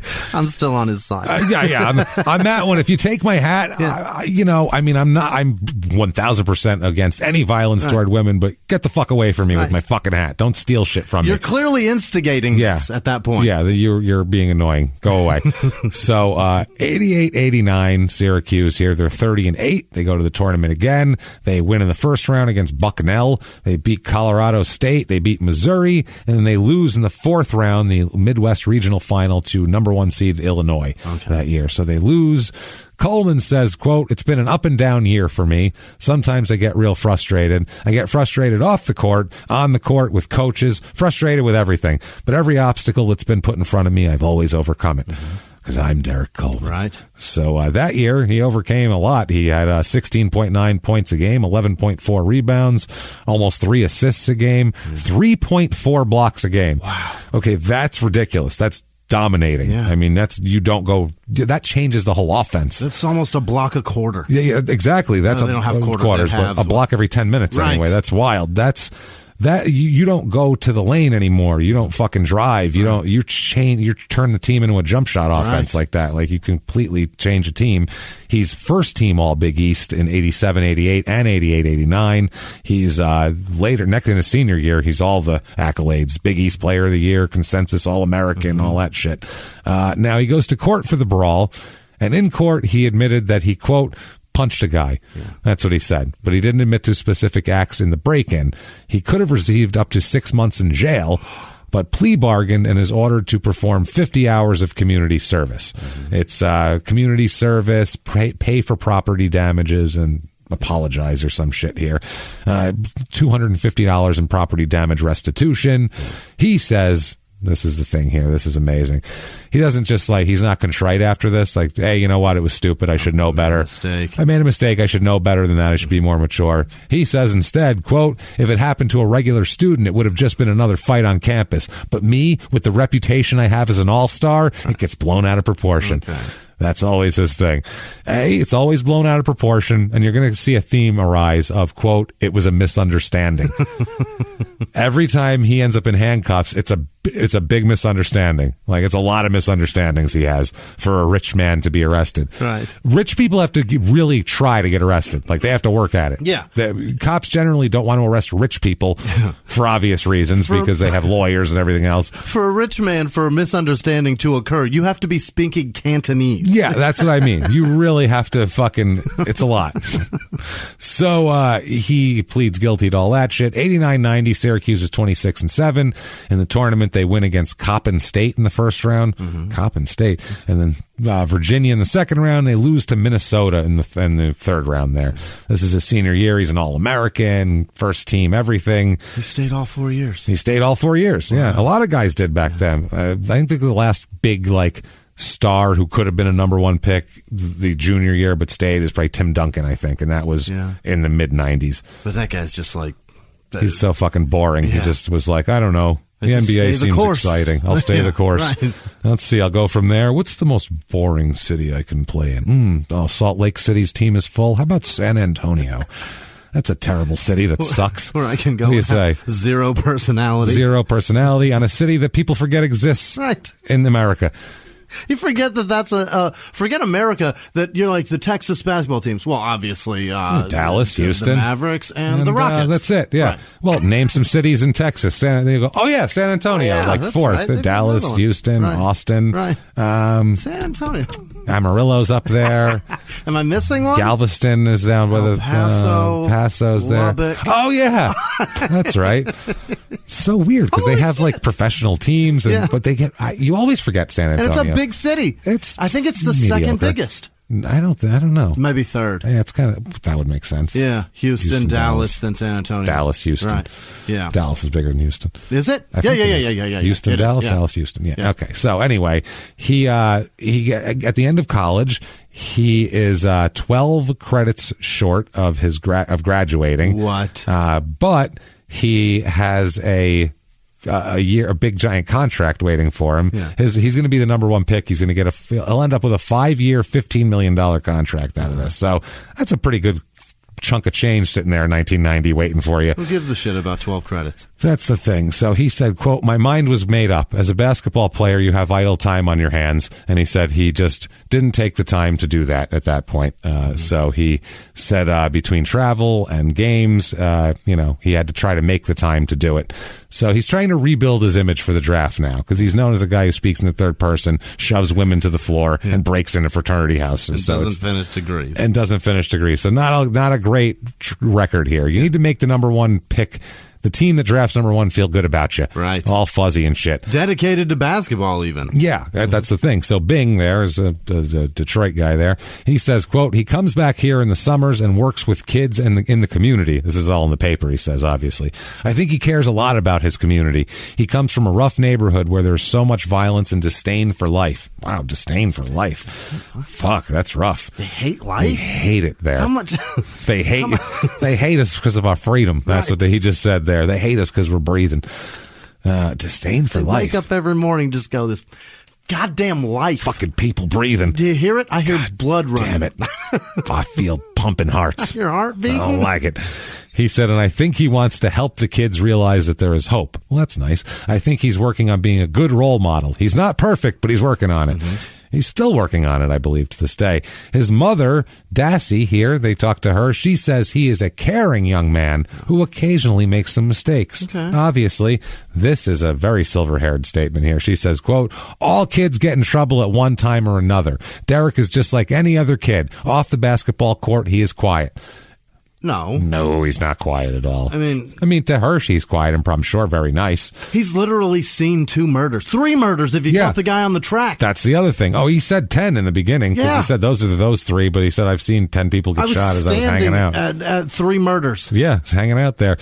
His mother says that he has his little group he likes to be with. He's compassionate. He's loving. Quote, "1 year on my birthday, I got 5 cards from him. He never forgets Mother's Day, Christmas, or anything like that. He's very thoughtful, and not only with me. My mother, before she died, same thing with her. It's the little things that count. We've got this thing that whenever we're talking to each other on the phone, before we hang up, we always say, 'I love you.' Little things like that a mother appreciates." So draft him high. He's a nice guy. I mean, if the Nets are looking for somebody like that, I'm kind of the same. He's nice to his mom. Right. I mean, who isn't nice to my mom? A lot of people are. I bet you anything Dahmer was nice to his mom, probably. He wasn't like, "What's up, cunt?" Yeah. I'm sure he had Like, I'm sure he was like, Happy Mother's Day, like anybody else. Like, I love you. I don't know. Like, a lot of people who are terrible people are nice to their mom. Genuinely, how you treat her. It's your fucking mom. Like. The only time it's weird behavior between a son and a mom is when he's an asshole. Yeah. This is normal, Mom. Yeah, that's the thing. It's an average kid. Normal. He said, quote, this is his thing. He says, quote, I got involved in some things I shouldn't have. I should have walked away from the situation or avoided it in the first place, but hey, I'm only human. I made some mistakes, but a lot of things get blown out of proportion here because basketball's like a religion in Syracuse. That's the other thing, too. If you play ball in a small town like Syracuse, any of these small towns, if you do anything, it's all anybody talks about. Sure. Like, if you go to UCLA and you fuck up, hardly anyone will even notice it. Like, your coaches and shit, but not everyone in a big deal. Not everyone in LA is going to be going, oh, did you hear that the power forward on the basketball team got arrested for punching a kid? They're not going to even notice that. In Syracuse, what else is there? It's going to snow a lot. Oh, and this. It's them and like in Alabama when somebody from the football team gets in trouble. Everybody knows. That's it. That's all we pay attention to here. Yep. Several NBA scouts think he's really good. One here, Pat Williams, who's the general manager of the Orlando Magic. He says, I think he has the potential to be a great NBA player. I would think he would be a better pro player than a college player because you don't have all the double teaming and zoning going on. There are more one-on-one opportunities, more chances for an individual's greatness to come to the fore. Mm-hmm. Oh, my. But people said that, they're a little leery of his off-the-court problems. One guy here said, you're going to be investing a lot of money in him, and you want to make sure that's a good investment. We love him as a player, but of the other stuff is a cause for concern. Every team is going to be doing some investigating into the off-the-court difficulties, but that's not a condemnation of him. In fact, your investigation may discover that a lot of the incidents were blown out of proportion and not entirely his fault. A misunderstanding, you might say. He said, you have to keep an open mind. It's not cut and dry. Fair enough. So the draft comes around. June 27th, 1990 is the NBA draft, and Derrick Coleman is the number 1 pick. Was he really? Number 1 overall by the New Jersey Nets at the time. Number 2 overall, Jimmy? In 90? 90. Jesus, I don't even know. Gary Payton. Was he? Wow. Yeah. It doesn't seem that Payton. Doesn't seem that long ago that this draft was, yet it's 30 years ago. Yeah, it's a long time ago. It's so long ago. Very long ago. Gary Mahmoud Abdul-Rauf. Really? Number 3. Yeah, for the Nuggets there. I think Chris Jackson was his original name, if I'm not mistaken. I believe that's true. And Dennis Scott, number 4. That's a bad number 4 to the pick. Magic? Yeah, that's a bad number. He's a good shooter and a good role player, but three-point shooter. Not a fucking number 4 pick overall. Great coach later. Yeah, he was a good coach. And then Kendall Gill, Felton Spencer. There's not a lot of real bangers in this draft. These are this is a weak draft. I can Gary see Payton's, the teams that they all went to, and these are all shit teams. Yeah, too. D Brown, Gary. He's all right. Was he drafted by the Celtics? Yeah, D was drafted by this. Wasn't he drafted by? Yeah, drafted by Boston. He had, of course, the dunk with the cover in his eyes. That whole thing. Tony Kukoc, drafted out of the fucking Croatia or whatever for Chicago. There. Otherwise, Cedric Sabala's in the second round. No kidding. 48. He goes to the Suns there. Kenny Williams, Antonio Davis. Not a lot of Tony Massenberg. I liked Antonio Davis. He went to the Pacers, good. right? Yeah, Indiana. He got from Texas, El Paso. So, yeah, there you go. That's the draft. Not a great draft. No, it's not. At all. It's kind of ugly. It's Gary Payton and a bunch of shit. Gary Payton and Derrick Coleman. Derrick Coleman, He did okay for a little bit. No, he was good. He was all right. Tell me more. So, I'll let you know how. Let's talk about how he did. All right. He talks a bunch of shit about Syracuse. He says there, quote, coaches tend to go off the deep end about nothing. He said that about Boeheim. He really didn't say too much to me when I was there because it would always end up in an argument. And Boeheim said that, quote, Derrick has his own opinion about things, just like Billy Owens has his own opinion, another player. He didn't always like the plays I called. When we had Sherman Douglas, we went to Sherman more. Derrick wanted the ball. All great players want the ball. If you're good enough, you're often asking players to do things they don't want to do. Fair enough, yeah. He said, Derrick always told me he didn't like the intensive media coverage he got here. That was what he was most upset about. And he says that he didn't like the coverage, he didn't like Jim Boeheim, he didn't like shit. He just didn't. Boeheim said he helped us get places we'd never been as a freshman and continued that for 4 years. I can't say enough good things about Derrick Coleman. I never had a problem with Derrick on the basketball court. He always did what I asked. And Derrick went on to fucking trash him for 2 more paragraphs. Literally. I loved Derrick. I fucking hated that guy. He's like, he's a piece of shit. And he's like, can't say enough good things about him. Like, just, it's fucking hilarious. That's a coach that wants good players to come play for him. Absolutely. He can say whatever he wants about me. That's it. That's great. We won a lot, and he's a great player. We were on national television, and he's a great player. I don't care. He can say all he wants that only he did that for us. That's fine. I'm still here. He's not. That's it. Come play for me. I gotta fucking live here in the snow. Right. 90-91, he's with the New Jersey Nets. They finished 26-56 that year. Very ugly. Bill Fitch is the head coach. Willis Reed is the executive, though. The GM. Have you ever gotten a message out of the blue? Maybe you ignore them. Or maybe you end up in conversation. Maybe they tell you about an amazing offer. I can really show you how to make some money. And maybe that gets you into a lot of trouble. But this isn't a story about people like you, the people receiving these messages. This is a story about the people behind the messages, on the other end of the line. Thousands of them, working in a micro-city built for scammers. From Wondery, the makers of Dr. Death and Kill List, comes Scam Factory, a new series about survival at the expense of others. Follow Scam Factory on the Wondery app or wherever you get your podcasts. You can listen to Scam Factory early and ad-free right now by joining Wondery Plus in the Wondery app or on Apple Podcasts. A few miles from the glass spires of Midtown Atlanta lies the South River Forest. In 2021 and 2022, the woods became a home to activists from all over the country who gathered to stop the nearby construction of a massive new police training facility, nicknamed Cop City.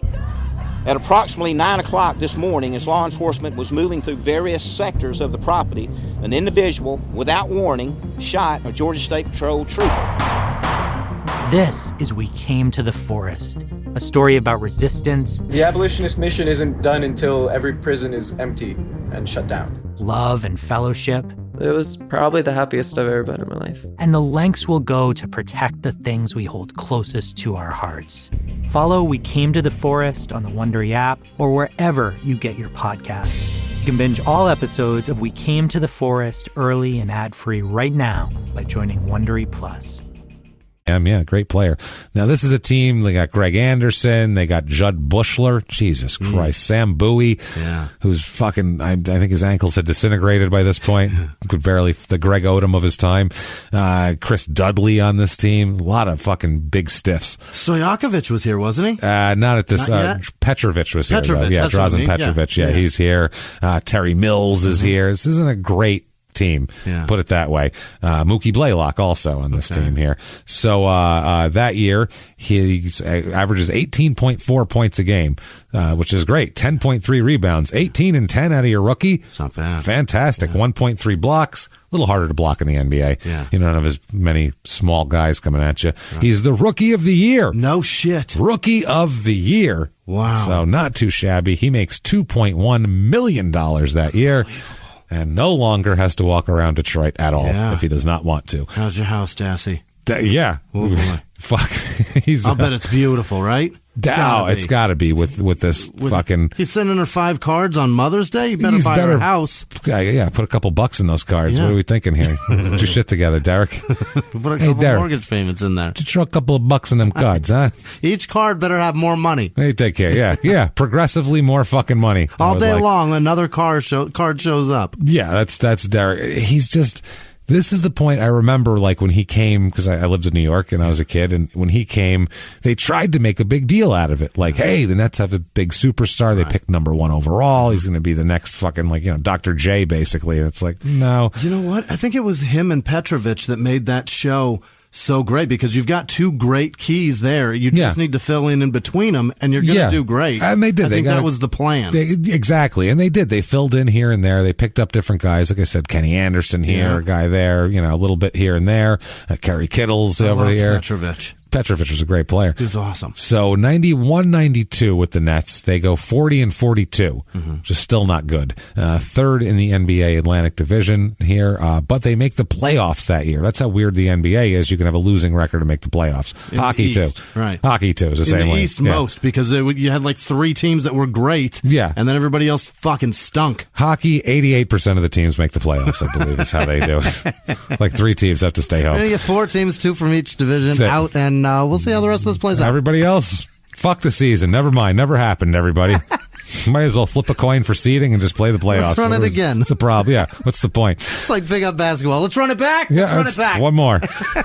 So that year, he had 19.8 points a game and 9.5 rebounds. So essentially 20 and 10. Awesome. Which is fucking impressive. Very impressive. 1.5 blocks a game. Doing very well in the playoffs that year. Every time he's in the playoffs, he has a good stat line every time, as we'll find out for his career. 22.3 points a game in the playoffs that year. It's only 4 games, but 22.3 points per game, 11.3 rebounds, 5.3 assists, 1.8 steals, and 1 block a game. Right. So doing great for a second-year guy. Now he makes $2.3 million that year too, which will also cheer you up, make you want to play a little harder. Now, the team also institutes dress codes. A lot of the teams in the 90s started doing this. Before the league did it, the teams themselves would institute dress codes where you have to have you wouldn't have to wear like a suit if you were hurt on the side, but if you were traveling, you'd have to wear a suit. And it's always been different teams have different rules. I like the teams that don't have the dress code rules. So I think that's more interesting. Do you mean like they don't have to wear a suit, or they get to wear just like whatever wacky ass shit they want? They want to get to wear whatever wacky ass shit they want. I like that because it makes no fucking difference what they're wearing getting on a bus. That does not. These guys are making millions of dollars and all that shit. The suit's not going to make them feel better to whatever, and it's not going to make an 8-year-old respect their rape charge more. I was just going to say, and if you're trying to make it so they're so upstanding, get the fuck out of here. I just read about that guy, grabbing somebody's tits in a bar last weekend. Now I'm going to fuck. Oh, he's got a suit on. He must be very respectable. He's learned his lesson, obviously, because he shops at Joseph A. Banks. That's a nice tie he's got on there. Fucking bullshit, dude. Unbelievable. It's bullshit. Right. So that's, I hate that dress code shit. I remember I was reading this book about the Steelers in the 70s, the three brick short of a load or whatever I think it's called. And they're talking about the Pittsburgh Steelers and how all the teams back then had these strict dress codes. And Chuck Noll, one of his things was in the early 70s, he was like, fuck the dress code, wear whatever you want. So when they would get off the bus in the early 70s, I mean, these guys were wearing fucking fur coats and pimp hats and like half shirts and fucking bright orange fucking bell bottoms with all this shit, and all the other teams were all suit and tied, and they come in looking like the fucking road show from Woodstock or something. Goddamn the road crew. Show. Yeah. I'm more afraid of that team. If you're trying to intimidate, that's a great way to start. A bunch of guys in suits don't intimidate me at all. I think, unless you're they're a pussy. Suing me. Yeah, unless they're suing me, or they want something from me, or they've accused me of something that I haven't done. Those people I'm scared of. Yeah. But if we're playing a physical battle of a basketball or football or any sort of physical endure your will on us, is that no, that's not it. Impose, I think you're going for. Impose your will. Endure it, James. Well, that's the opposite side. You have to endure somebody imposing their will. That's what it is. Jesus Christ. My point is, if I have to endure you imposing your will, I don't want to do it from guys that are dressed like fucking a circus. Then they put a big hat with a feather in it and shit on at the end. Like, that makes me feel worse about myself. People dress like Westbrook today. Yeah. This guy dresses like fucking Superfly and he just kicked my ass. That's not fair. Like, I feel worse about myself. He's rubbing it in. And he looks cool as fuck. Right. This sucks. It's his victory lap. Yeah. Andy's comfortable. I just got my ass kicked, and I got to go try to put my shit back in a suit. I have to go fucking tie a double Windsor now. Sucks. So, Derrick hates the dress code, though. He hates it. Yeah. He's got a good quote on it here. This is fucking great. He just doesn't like, this is about everything, but it stems from the dress code, and it goes into everything here. Yeah. Here he is, third person in here. Oh, no. Quote, when something's not right, Derrick Coleman says that things aren't going right. That's the way I was raised. If you ask me, I'm going to tell you the truth. I'm not going to lie to you, whether it's what you want to hear or not. People have a problem with that. That's when they say he's arrogant, he's cocky, he's got an attitude. I just speak up for myself. I'm not going to let anybody intimidate me. I'm not going to let anybody run over me. If that labels me as being a bad guy, then I'm a bad guy. Mm-hmm. There you go. Fine. Whatever you said was fine, except for the part that you said, Derrick, when things aren't going right, Derrick Coleman says shit isn't right. Period. Fuck you. How many times in a court or in a locker room does somebody say, you want us to wear something specific, you better pay for it? Yeah, right. That's the thing. Yeah, they scream that. They've got millions of dollars and they're cheap as fuck. They're cheap as fuck, and then it turns into after a while, like, it got to be like guys would go crazy with the suits, or it'd be like a fashion show of the suits, and they'd have $10,000 suits on. It's like, that's what you want to encourage of your players, to piss their money away on clothes, like on fucking $10,000 suits so they can compete with each other. Whereas they just want to wear fucking cross colors or some fucking or just a warm-up suit, even like a fucking team warm-up suit or whatever. They want to be comfortable before they go play. Whatever that gets them in the mindset, I don't give a shit. If you showing up wearing a crazy-ass outfit gets you in the mindset to go give yourself brain damage and inflict it upon others, fucking great. Wear what you want. I don't give a shit. If it helps, it helps. 92-93 Nets here. They finished 43-39. Oh. Holy shit. Chuck Daly came over from the Pistons that year. Yeah, and kind of turned them around. Still third in the Atlantic. They go to the playoffs again here. They lose in the first round to the most boring team that's ever walked the face of the earth. Indiana Pacers. The Cleveland Cavaliers. Okay, we're that one. No, the Pacers were entertaining in the 90s. Well, the Cavs were... Their whole brand was slow it down. Yeah, they would wait. Yeah. They would wait until there was 2 seconds left on the shot clock. You'd get in trouble if you shot the ball before 20 seconds had expired on the shot clock. That's how boring they were. I want this game to end 91-87. 91-87. Their games would be like. Their games literally would be 70-64 in the 90s and less. There were games where they were winning 63-58 and shit. Like it was like a college game. They didn't have the talent, so they just had Mark Price dribble around for fucking 18 seconds, and then that was the game. It's like playing NBA Live and have the quarter set on 5 minutes. Yeah, exactly. 63 points. 63 points. Well, you can score a lot more there. You can't set it. Imagine you ever played like an NBA Live on full quarters? Oh, yeah. It's like 385 to fucking... It's exhausting. You can't do it. It's so long. One quarter is like a whole game. So Coleman here, during this year, in November, I believe... He becomes one of only 3 players in NBA history to do something actually positive here. He records a 5x5, which is 5 of certain stats.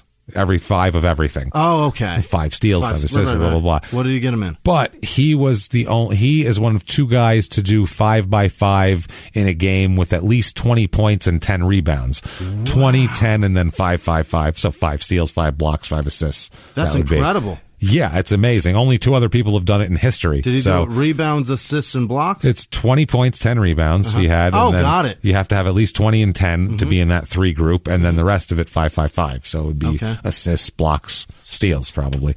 Wow. I would assume. So yeah, that's 5x5. Doesn't happen often. This particular feat, like I said, happened 3 times total, or not more than that, but 3 guys total. Hakeem Olajuwon did it a few times because he's fucking Hakeem Olajuwon, and then Draymond Green did it once as well. Ew. Yeah, I know. I don't like that. I mean, Derrick Coleman did it, so it's the list drops hard after Olajuwon. Let's just say that. So drops off real hard after the dream. Draymond Green got that. That's terrible. No shit. But Hakeem did it, so good for him. I love Hakeem Olajuwon. You'll count that one. So playoffs that year here, 92-93 playoffs, he averages 26.8 a game. And he starts all 5 games. They lose the series, but not because of him. 26.8 points, 13.4 rebounds, 4.6 assists, 1.2 steals, and 2.6 blocks a game. Just him and one other guy? That is fucking dominant. Yeah. That's a dominant center, like in the 90s, like a Patrick Ewing playoff performance or somebody like that, like a David Robinson, Hakeem Olajuwon type performance. He's playing center, right? Yeah, no, he's playing power forward. Okay. But still, he's not. That's the other thing. He's not having to play against centers, but he's the size of a center. Who the fuck is his center? Is it Jason Williams? It is Jason Williams comes in. Yeah, it's Jason Williams. Right. He absolutely gets Jason Williams from St. John's, who we've done an episode about. He comes up in this too. Okay. He makes $2.87 million this year, so $2,870,000 this year. Next year, before the season, they're trying to re-up his contract. They want to, redo it, extend him, and they offer him an 8-year, $69 million contract. This is guaranteed every penny. 8 years, $69 million. Does he take it? Not too shabby. It would make him the highest paid power forward in the NBA. And his agent says, quote, "It's a credible offer, but it's not acceptable." Oh, Drew Rosenbaum? No, who is it? Harold McDonald. Okay. Yeah, he wasn't around yet, Rosenhaus. No? He wasn't around. Yeah. 93. He was, he was probably in high school back then or some shit. Yeah. Is he wasn't that young? around. He was only like in his early 30s or something when that Terrell Owens shit was going on. Really? Yeah, he was. But he had fucking every athlete playing for him. Some of them, yeah. Then he was an asshole, and yeah, he was he seemed to kind of burn himself out in that. It was pushing too hard. He wanted to be like Scott Boras, but Scott Boras is Scott Boras, and he's not. So that's why I guess this for his behavior, because this is fucking stupid. Yeah, to say that it's not acceptable. McDonald, the agent, did say that the $4.2 million base salary in the initial year was too low. He also said the contract took too long for the most lucrative figures to kick in, because it's back ended pretty heavy here. And that the control of the option year, the 8th year, was in New Jersey's. It was New Jersey's option, and that should be Derrick's option, is what he said.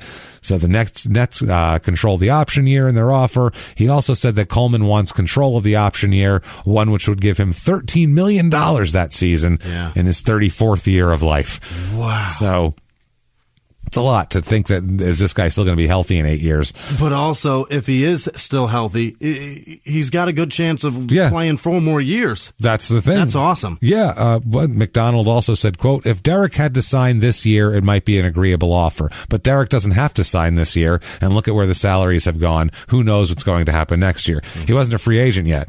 They were trying to sign him early, and they were like, yeah, we'll just play this out, and then we'll see what kind of money we can get later on if you want to do it that way, which puts a lot of pressure on the Nets.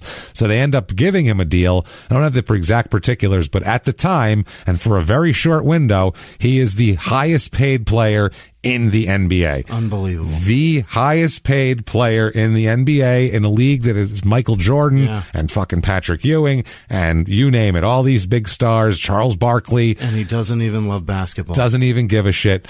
Grace. That's grace. Absolutely. To be the highest paid person at a thing that you don't even fucking care about, that's amazing. Imagine if we didn't even like comedy.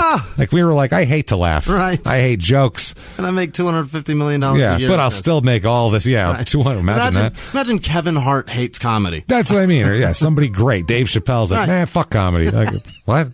Talking about. You're so high paid. What do you mean? You do so well. Right. So, everybody loves you for it, too. That's the other thing. And you're getting a lot out of this. So 93-94, the Nets here, they go 45-37. Holy shit. That's a fucking ripper year for them. Not bad at all. They go to the playoffs, and they lose to the Knicks that year in the playoffs. This is the year where the Knicks went and lost to the fucking goddamn Rockets in 7 with John Starks going like 1 for 19 from three-pointer. Keep letting them shoot it. It's that year. They lose to the Knicks 3-1, which is good because as a Knicks fan, you don't want to lose to the Nets in the playoffs. That's embarrassing. The Knicks and Bulls spoiled the Nets season so many times. There was a bunch of those mediocre kind of on the bubble teams that they just plowed through every year. So that year, he is also an all-star, Derrick. He averages 20.2 points per game, 11.3 rebounds, 3.4 assists, 1.8 blocks. Has a great fucking year. So he's earning his contract, actually. He got his contract. That lit a rocket up his ass. Good for him. So he's an all-star in the playoffs that year, though. Also, again, 24.5 points, 14.3 rebounds a game in the playoffs that year. God. He's doing all he can. Yeah. I mean, the man, it's not his fault that they're losing, put it that way. That year, the base, because I think it was still his old contract, he ended up with $3,440,000. Now, May 23rd, 1994. He is with Jason Williams, who is, if you don't know, I believe he's episode 5 maybe of Crime in Sports. Might be 3. Might be 3. He's in the first 7 episodes. We did Jason Williams, who, of course, shot his limo driver and is just a mess in every other aspect as well. So he's a disaster. If you want to hear that episode, definitely check that episode out. What a dummy. Oh, he's such a fucking idiot. So they're together, these two. And hanging out. We talked about this incident on the Jason Williams episode as well. Reminded then. They both arrested and charged with assault that night after they beat the shit out of 3 teenagers outside of a nightclub. Remember this? No. They beat up 3 teenage kids. They beat up kids. One of them's actually a child. Wow. They beat up 3 teenagers, Jacob Cruz, Ariel Roldos. Jacob's 19, Ariel's 18, and Thomas Delgado, who's 16 years old. Wow. Filed a complaint with the police after Coleman, and I guess Williams was in there too, beat them between 2 and 3 a.m. Not for the whole hour, just sometime in there. that would have been bad. Just sat there for an hour. Just an hour, pummeled us. Beat the shit out of them. It was wild. Started at 2, I was like, man, this is going forever. About 2:45, I'm like, Jesus Christ. Each kid got worked over for 20 minutes. That's how it worked. Take turns. So this was outside Rebar, which is in Chelsea. Did they have like a 10-second timer telling them, only 10 seconds left on that kid? 10 seconds, yeah. The light goes on in the corner like in a boxing match. Oh, come on, work them in. Get your last shots in. The teens also file an $8 million civil suit against Coleman and Jason Williams and another net player who they say attacked him. Coleman agreed to turn himself in after police threatened to issue a warrant for his arrest. For the whole thing. It's a misdemeanor charge. He went into the 10th precinct with a misdemeanor charge with 4 attorneys. Wow.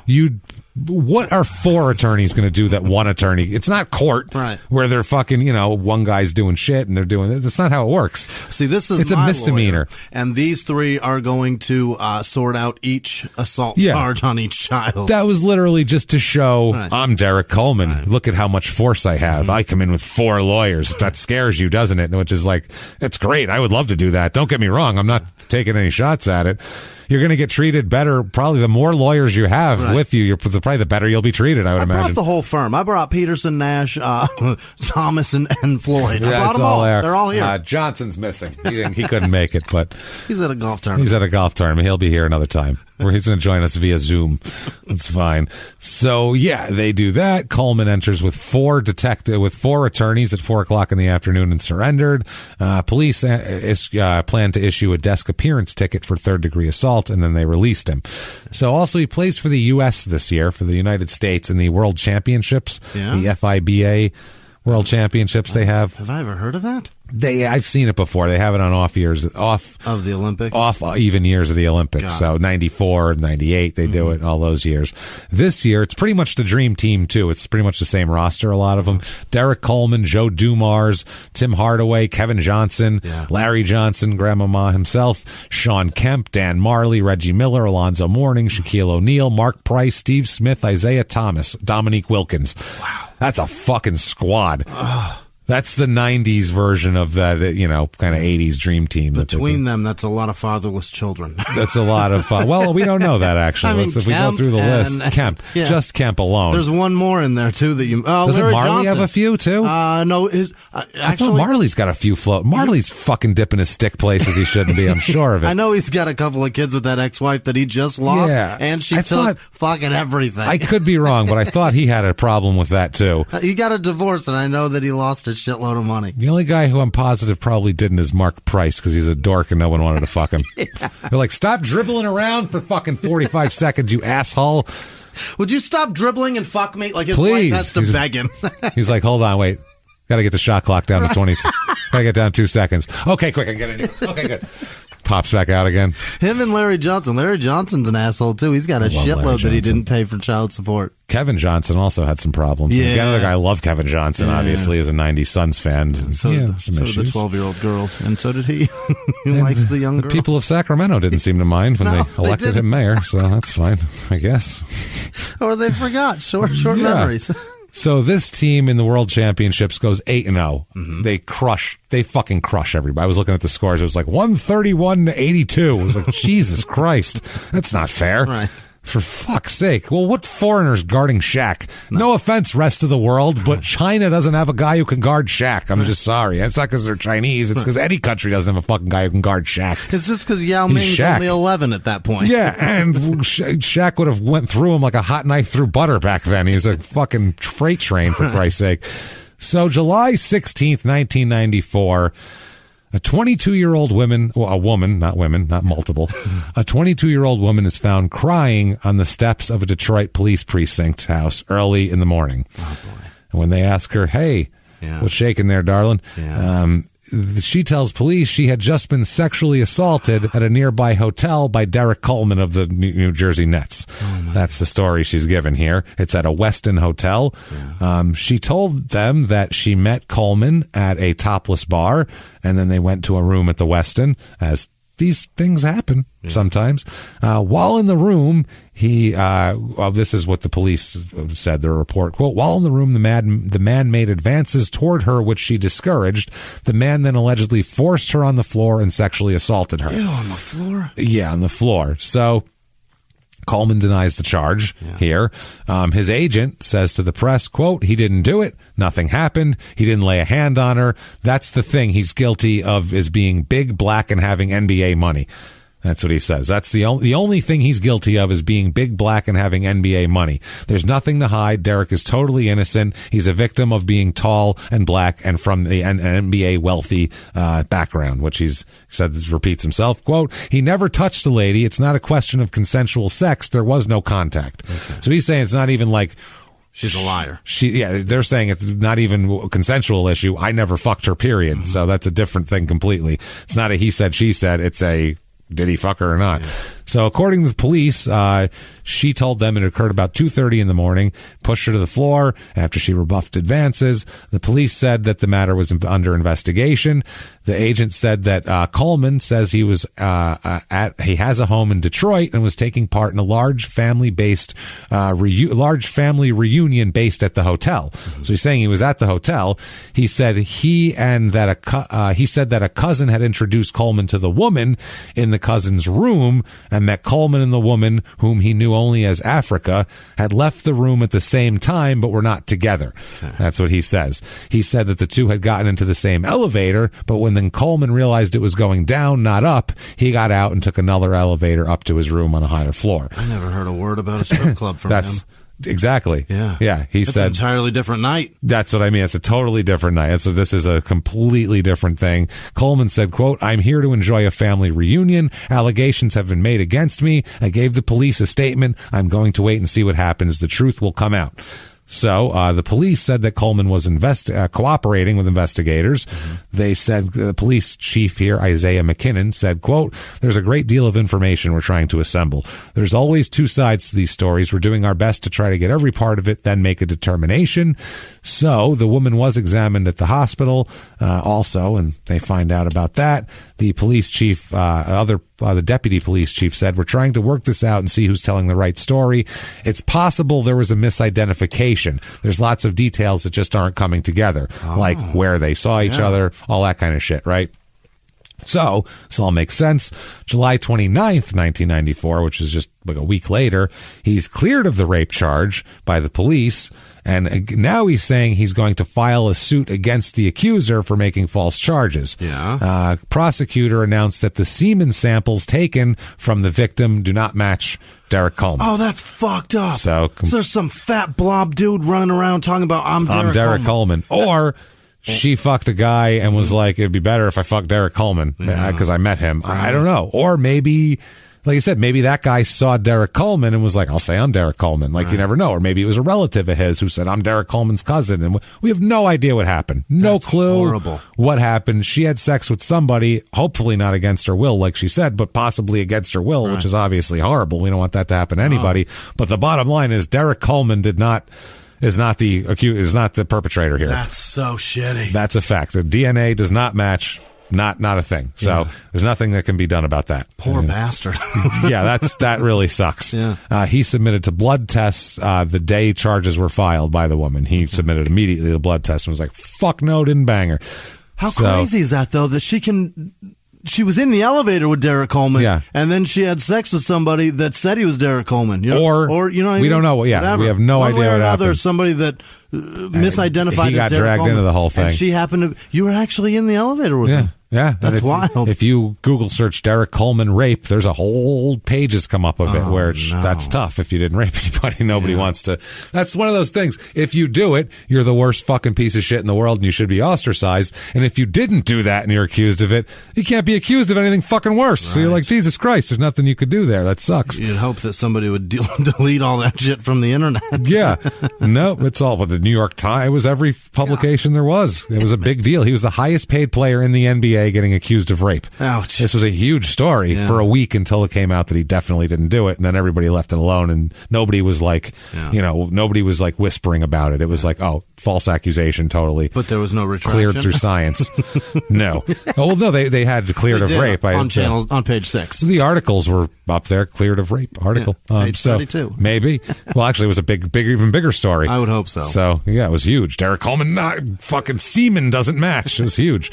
Derrick says, quote, if I was just a regular person, none of that would have ever happened. But I think I'm a pretty good judge of character. I see through people if they're trying to take advantage of me. I don't like making new friends. I like my old friends. I like people who knew me in high school and college. Too many people see an opportunity and try and take advantage of me, and I'm not going to take it. I'll see you in court. I think I speak for a lot of athletes when I say some people accuse you of something and then say, well, we'll settle out of court. No, we won't, because I didn't do anything wrong. We can take it to the Supreme Court if you want. I ain't settling nothing. I worked too hard for what I got to give it away. Fuck yeah, Derrick. I like that. I like that attitude. If I didn't do shit, I'm not settling shit. Fuck you. Whenever I see settling, I get that why people do it, but I go, it makes you look guilty. Right. You know what I mean? If not of that, of what? Of what? Yeah. I'm sorry, if I'm Michael Jackson and I didn't fuck kids, I'm not giving anybody a motherfucking dime. I'm suing everybody and getting money. That's what I mean. I'm not doing, fuck that shit. Yeah. I'm ruining you. Unless you know no matter what you did, it was still a little creepy. Even if it wasn't what they said, it was whatever the sliding scale of that is. So 94-95 season. Like jerking off and looking into buttholes like that? Kind of like that, just staring. I think we did about a 20-minute run on Michael Jackson and butthole staring for a while there. That's where just a staring and tugging. It's not about it's not about making me feel good. It's about making you feel bad. Right. That's what that is. That's exactly what it was. Holy shit! Yeah, not truer words have ever been spoken. I think we just summed it all up in a nutshell there, right? So, Jesus. 94-95, they lose Chuck Daly, and they end up with Butch Beard as a coach. I don't even know who Butch Beard is. I've never I honestly heard of him. don't. And I was in New York at this time. Don't remember this. Don't remember Butch Beard at all. I don't know the transition period between him to, was it Coach Brown after that? Oh, Christ, I don't know. There was a few in there. They were somebody? firing people left and right through this time period. Jesus. So Willis Reed's still there as the executive, but they go 30-52 this year. Ouch. Yeah. Not great at all. I don't think Chuck Daly was your problem, obviously. No, that was the thing. They lost to the Knicks in the playoffs last year, and then they just completely kind of the bottom fell out of it. Yeesh. Their butthole lost all elasticity after that. And just loose stool. Things were falling out like they didn't want to fall out. Not a good deal. During a 1995 game versus the Nets versus the Jazz, Coleman, I believe on television, referred to Karl Malone as an Uncle Tom. Oh, I remember that. Which is fucking hilarious. Yeah. I remember that too. He just was like, yeah, he's an Uncle Tom. And that was that. Karl Malone was like, what the fuck? Wow, man. Thanks, dude. Jesus. And then he called himself a black redneck in the next breath. And got in his 18-wheeler, pulled the fucking thing and drove away with his cowboy boots on. Not an Uncle Tom at all. No, but he might not be. That's a different thing. But it sure appears way. That's more of an attitude and what you believe in rather than how you act. Yeah. So Derrick, though, 20.5 points a game, 3 years in a row of 20 points a game. And the year before that, it was 19.8. So not too shabby. Doing better. Pretty good. 10.6 rebounds a game, 20 and 10. Yeah. I feel like that's all he wants. Yeah. He's like, 20 and 10 means you're good and you get paid well. I hang on to my checks with that. Don't need to do any more than that. Right. 20 and 10 and have 30 wins and I make $8 million and I'm a happy guy. So this year he brings in $4.212 million. June 24th, 1995, he has a bit of a problem with police, as you might imagine. He's arrested after a dispute with police who asked him to move his pickup truck, which was blocking traffic outside of a nightclub. He had it kind of posted up. drives a pickup. I'm sure it's a big. It's a lot of truck. There's all sorts of shit going on it. I'm sure. So he ends up being arrested for disorderly conduct at 2:25 in the morning for this whole thing, for disobeying the police officer. He calls it. Derrick afterwards is quoted as saying it was a quote. Big misunderstanding. Yeah. So I was speaking Cantonese. They didn't understand. They didn't get it. It was weird. He's arrested outside this Detroit nightclub. He had cursed the officers. They said, move your truck. And he said, go fuck yourself, was what I broke down to, basically. Right. And they went, I said, move your truck. And he said, I said, go fuck it. Derrick Coleman said, go fuck yourself. Yeah. And they were like, well, Derrick Coleman could put his hands behind his back now. And that's what ended up happening. Right. The deputy police chief said that he had counseled this arresting officer, because they're trying to say that the arresting officer was aggressive as well, because people were saying that this officer was mistreating people anyway, and then this was a part of it. So the sergeant said, I have recently talked to him regarding conduct related to business people in the downtown area who said he approached them in a heavy-handed manner. Not crackheads, not even fucking teenagers on skateboards, business people in the area usually are used to getting yelled at by cops for no reason. So that's going on. I guess this guy said, the officer said he strained a muscle in his side while they struggled to get Coleman, who was handcuffed, into the police car because he didn't want to. Yeah. And he's a giant guy. If he doesn't want to get in a car, good luck getting him in the car. Little cop on a power trip trying to push a 6'10" guy into a car is bad. You're trying to fit a square peg in a round hole in the first place. Yes, and that's what I feel like it is too with this particular guy. And when I hear the quotes from his commanding officer saying, like, I gotta counsel this guy all the time about this type of shit, this seems like a guy who's got a chip on his shoulder, and he sees a big giant fucking motherfucker, and he's like, well, my badge is bigger than you, and I can do a little Napoleon problem there. A tiny Jersey cop. Enough said. Enough said. A guy who makes $5 million a year, who's bigger, and all this type of shit, and I'm gonna show him who's boss, and that'll happen from time to time here. So it's, you either get that or the fawning cops who want tickets and autographs. You get one or the two. Yeah. It's very rare. It's just somebody who treats them normal. So also they quote, this is one of the police people, quote, there were rumors from people that Derrick Coleman had been beaten by the police and that he had to go to the hospital. The crowd had been upset by the way Coleman was being treated and started throwing bottles. Wow. So this was like, it started to get ugly. Yeah. Once they started to cuff Derrick, the crowd was like, oh, he didn't do nothing. So the crowd started throwing fucking bottles at the cop car and shit. So it got real ugly real fast. Awesome. Yeah. It's fucking interesting. So 1995, he appears on Bill Nye the Science Guy. What? When I think science, I think Derrick Coleman. Although he does owe science a great deal of debt of gratitude after it freed him from a rape charge. Yeah. So you know what? He's like, science is great. When you put semen on a slide, you can tell the DNA difference between this semen and that semen.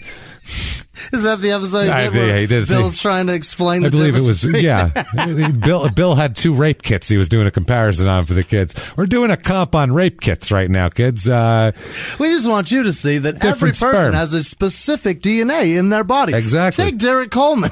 His was not found in a lady from a hotel. Luckily for him. Someone was, so unlucky for her. So this is at the time too. 93, 94 is when he's in a fucking million commercials for British Knights. Really? Do you remember British Knights? Yes. Yes. If you grew up in the 90s, had BKs. You remember BKs? Yeah. BKs were a big fucking deal. Right. Derrick Coleman was one of their big guys. He was like their signature basketball player was Derrick Coleman. That was his shoe. Was a British Knight. His shoe was the BK, and they had it said DC on the tongue, and it had the 44. Yeah. These British Knights. Yep. I saw several commercials. One was, I was looking them up on YouTube, and I remember them the second I saw them. But one was him laid out on a table like Frankenstein in a lab. Oh boy! Lab, and there's a I remember. There's a lady and there's a scientist bubbling shit. Yeah. And they're like, what are we can't bring him back to life. And she's like, well, what if we do these shoes? And he's like, the shoes, and he rises and fucking remember that. Starts breaking shit. And then the woman gives like a like she wants to fuck him, and then he fucking goes away. It's so weird. The lab chick wants to bang him. She wants to fuck the monster. Yeah, like, well, Bride of Frankenstein style, I guess. So there's that, and then there's another one. What a dumb commercial. It's so stupid. Yeah. It's so 90s. Yeah. Like, it's just like cheesy, but like kind of wink-winky campiness of kids going, I want those fucking shoes. Yeah, they're really high, though. Yeah, they were. They're tall. Yeah, they're like Shaq's. They're tall boys, Those things were so fucking tall. Any shoes you got of like a center, they never sold well because they were always super tall because they needed ankle support. So no one wants... boots. Yeah, if you're a kid, you don't want to wear that. The Patrick Ewings, all those are too tall. You want the 3/4 height fucking, Barclays, the CB34s or something. The Jordan mid-rise? Yeah. Another commercial was him they were trying to do a knockoff of like a Nike Spike Lee commercial, where this is a commercial in the beginning, they say, directed by Derrick Coleman, and it shows him with the clapboard, and he claps, and it's just... It's black and white, gritty footage of like him, like, these are some cousins of mine hanging out on the front steps here of like his old neighborhood, and like his cousins like, hey, what's up there? This is a ball court where I grew up on. I used to play ball. I came here when I was like 8 once and got jumped by like 7 guys. And he goes, I wonder what those 7 guys are doing right now. And then he goes up and they show him dunking on the hoop. And then at the end he goes, eat your heart out, Spike. And he fucking claps the thing like, I'm Spike Lee now, like I did a Nike ad. It would have been great if 7 dudes came over to get an autograph from him. That would have been amazing. That's all it is. Hey, man. He's just rubbing it in their face. I wonder what those 7 dudes are doing today. And then they don't even show up. No, that's what I mean. It's just him clapping back at some dude sitting on his couch watching commercials. He's like, oh, shit. Is that little shit? I think I beat his bald ass. I kicked a kid's ass on that court 20 years ago. You know what? He was round-headed. It's got to be Derrick. So, 95-96, November 30th, 1995, he's traded by the Nets here. Traded with Sean Higgins and Rex Walters to the Sixers for Tim Perry, Greg Graham, and the Storm and Mormon himself, Sean Bradley. Really? Oh, yeah. He went to New Jersey. That's when they went to... Okay, so it was Jersey, it was D.C. for Sean Bradley and then trash. And then a couple of trashes thrown in there, yeah. So 95-96 Sixers were fucking terrible. 18-64. Ooh, boy. Wow, that is awful. That team was bad for so long. But they had Jerry Stackhouse, they had Ed Pickney, they had Vernon Maxwell in and out, they had a lot of guys. It does Clarence Weatherspoon. That was the East's Clippers. Yeah, they were so bad. They were bad. They were bad stuff for a fucking long time, for a real long time. That year, though, for Philly, only 11.2 points a game. He only plays in 11 games and starts 11 games for them because, he has an injury too here. Makes $5,476,000 though. $2 million a game. So it does pretty well there. Not too shabby. About $500,000 a game. Yeah. Half. What am I doing? So that's going backwards. Dyslexic math is what you're doing. I believe that's called math dyslexia. So 1996, he's got a wife named Gina now, or later on. I don't think it's the same wife from now. I think he's always had the same wife for some reason. A son is born for him here, 1996. Son is born. Derrick. Come on. Yeah, it's Derrick Jr. Of course. Did you expect he refers to himself in the third person. Right. If another human being slides out of his wife's fucking crotch, you think he's not going to name it after himself? You think he's going to let her fucking try to name it? Yeah. Not happening. If she takes a shit and he sees it, he names it Derrick. Yes. Anything that comes out of her body is Derrick. She hawks up a loogie. He's like, that's Derrick right there. It's just in case it comes to life and does something. I'm not even trying. Obviously, anything that you do is because of me. And it will have my hubris as well. I put the food on the table that you eat, therefore shit comes out. Right. That way, Derrick, I get to name your shit. I get to name that. I get to name everything you have. I'm going to name your titties too. Right. That's Derrick. That one's Coleman. That is Derrick. Yep. Coleman. And Nipple is Junior, and the other one is DC. Derrick again. Ricky.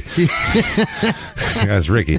So 96, 97, 22-60, the Sixers are. They fucking sucked. Good God. This is the year they got Allen Iverson, though, and this is when it started to turn around. Once they got Iverson, that turned the franchise around. At least people came to watch them lose. They came, and then they started winning, and they were, in the finals by the early 2000s because of fucking almost single-handedly because of Allen Iverson. Almost. Dude, I love Allen Iverson. He's so good. And he's going to be an episode one of these days, but I fucking love him, man. He's a guy, if Derrick Coleman had 1/10 of fucking Allen Iverson's drive and desire on the court, Derrick Coleman would have been the greatest player who's ever walked the earth by far. Like he would have been better than fucking Julius Erving. He would have been better than fucking anybody. He would have been great. Fucking a great big man too. Meanwhile, Allen Iverson fucking hates practicing. Because I don't blame him. Yeah. He's a little guy, gets the shit beat out of him every game. Right. How many times do you see Iverson on the floor per game? Yeah, you can't duplicate that in practice. You can't, and you don't. And his body needs to heal. He's like, what the fuck am I going to run around beat myself up for when I do that shit in the game? What about practice? Practice? The same thing with like Kevin Johnson would do that same thing where he'd drive to the lane, get knocked to the floor. Right. Like, how the hell would those guys want to practice? And you can't duplicate in the practice. No, you can't have Charles Barkley slapping that guy around. No, knocking guys to the ground and getting hurt and shit. Injuring and then we don't have him for the season. Exactly. Jerry Stackhouse on this team as well. So, yeah, Stackhouse was good from North Carolina guy, wasn't he? Right. Yeah. So, am I thinking Antoine Jameson, also North Carolina? Yeah. So, 96-97 for Philly, 18.1 points a game, 10.1 rebounds, 3.4 assists, makes $6,739,000 that year. Not too shabby for old DC. 1997, he faces a lawsuit in Michigan where he's accused of trespassing and battery at a Detroit woman's home in 1997. Is that some bitch to be out there raping people? It's not. Maybe it's the same guy. I'm Derrick Coleman, damn it.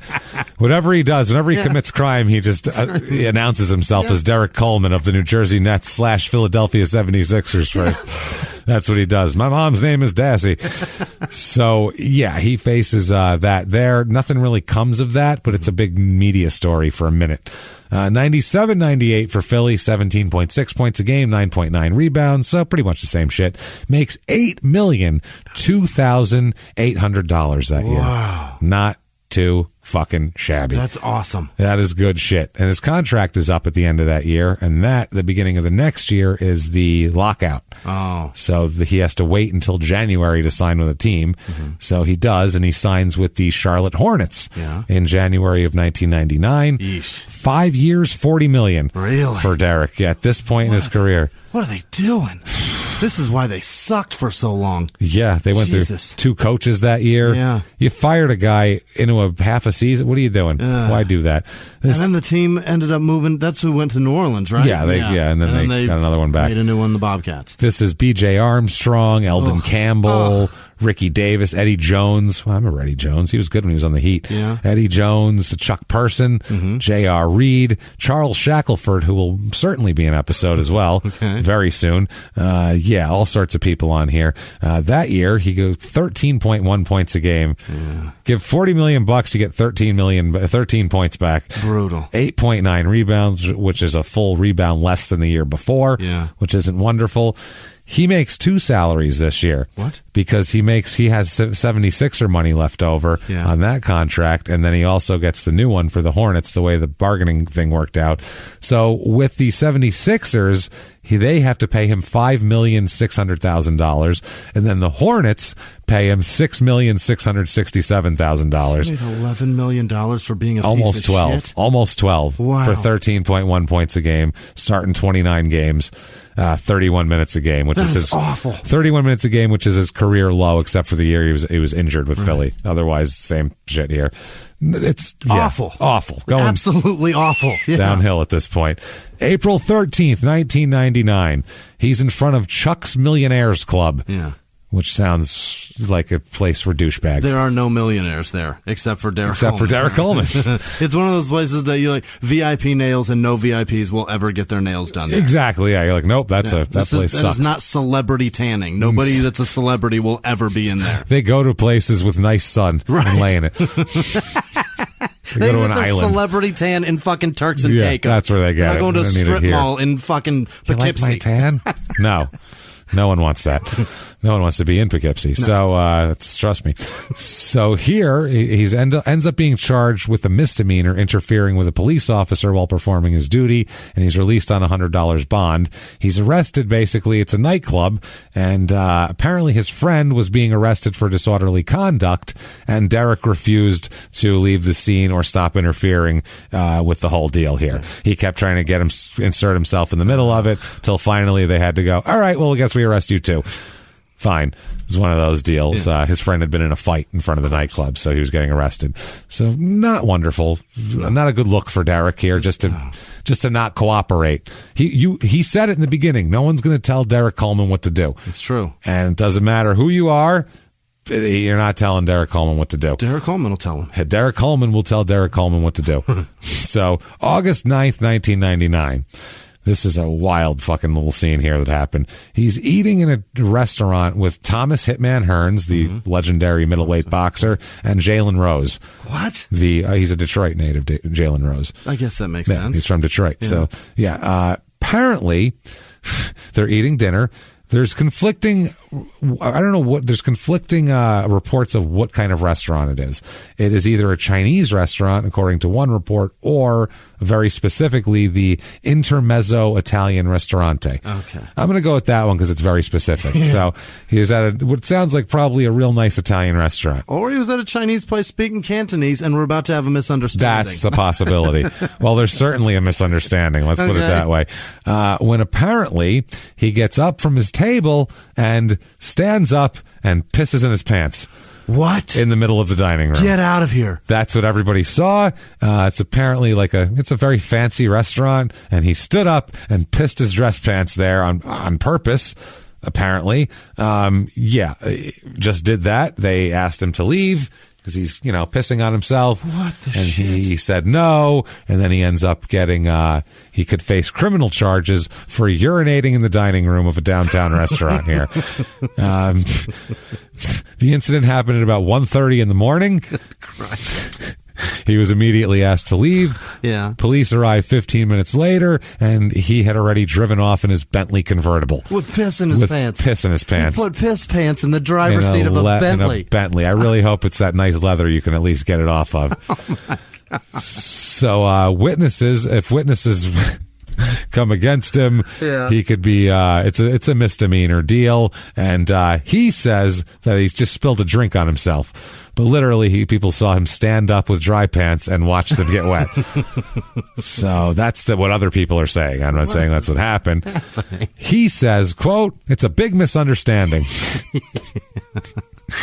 That is the name of this episode. A very big misunderstanding. That's Derrick Coleman's whole life. He's a very big misunderstanding. A lifetime of misunderstandings. And then he says, quote, "I'm going to leave it alone until I can straighten it out." Yeah. Well, yeah, what else are you going to do? You pissed your pants. It's not a big deal. Until I get to the dry cleaner. Yeah, his agent said, I haven't spoken to him about that. Probably in that exact tone. I don't know. I haven't even. He did what? That sounds like an embarrassing conversation to have. He tell you misunderstood? Yeah, misunderstood. I'm gonna go ahead and shadow. Yeah. I'm gonna echo him and say misunderstanding here. He's later actually arrested for it. They do arrest him for disorderly conduct, and he pleads no contest to it and is fined $100 for pissing himself in a restaurant in front of Thomas Hitman Hearns. And Jalen Rose. Why would you do that? I don't know. Was it a bet? Was it a dare? Was he that drunk? I don't know if he was just like, I'm Derrick Coleman. I'll do whatever I want, include pissing in the dining room or what. I don't know. Derrick Coleman will piss in Derrick Coleman's pants. Derrick Coleman will shit on the candle in your table. That's what Derrick Coleman will. I'll put that out right now.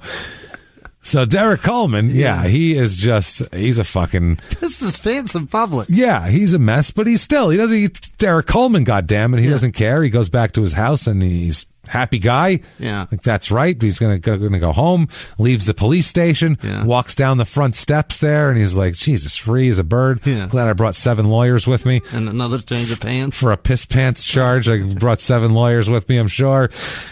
And he turns around, he's adjusting his pants, making sure they're dried up after he put them back on. He looks up, and standing before him in all his glory, it's Vince McMahon, chairman and CEO of the WWE Corporation. And he says...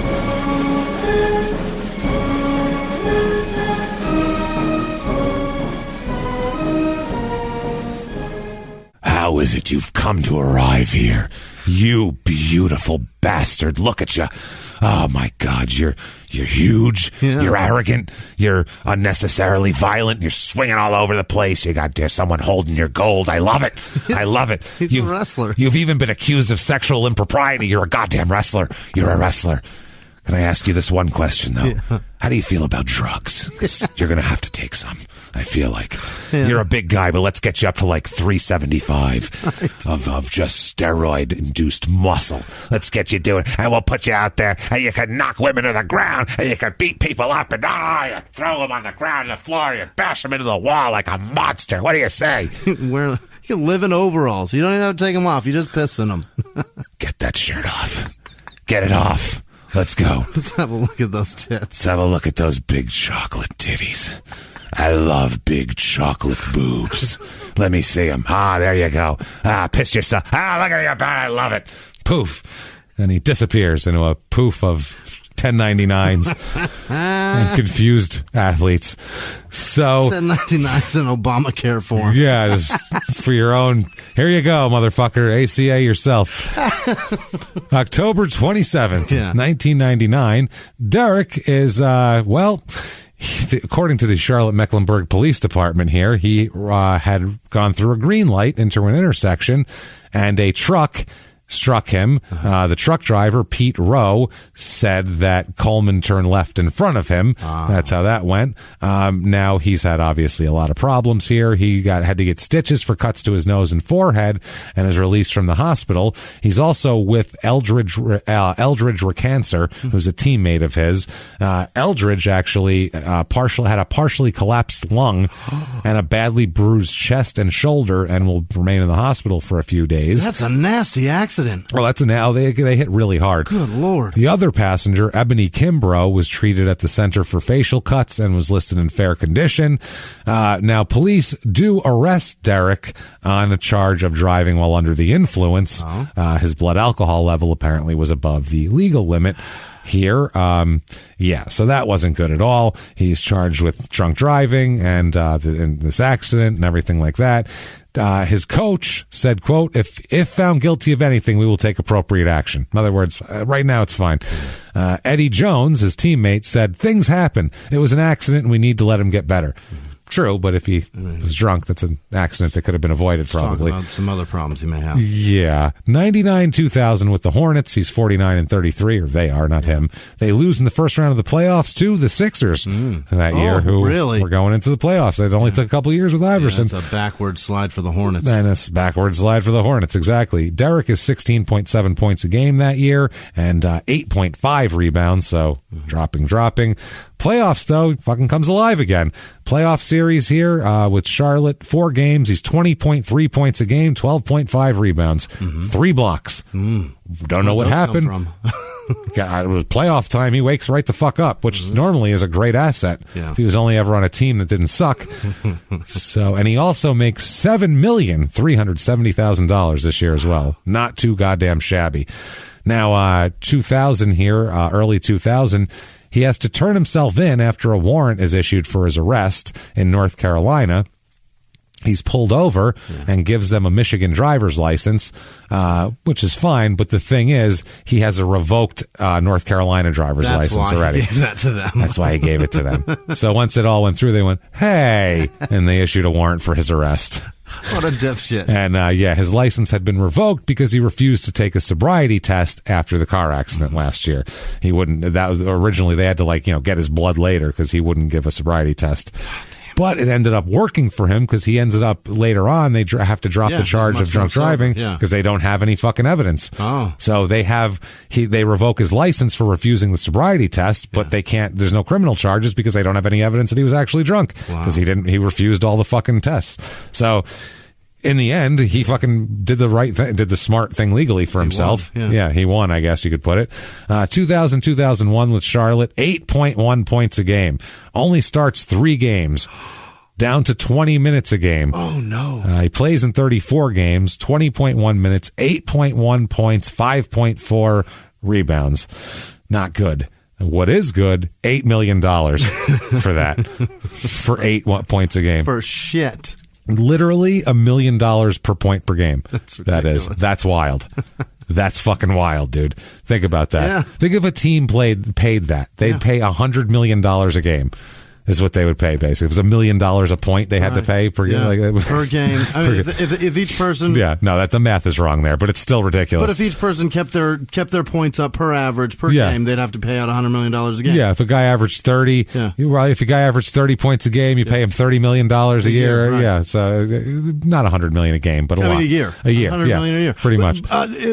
Jordan kind of did that, didn't he? Jordan was making $35 million at one point. He probably hammered pre-cap. more points than dollars. No, he did, actually, because he was making like $33 million and averaging 30 a game. Averaging 30 a game.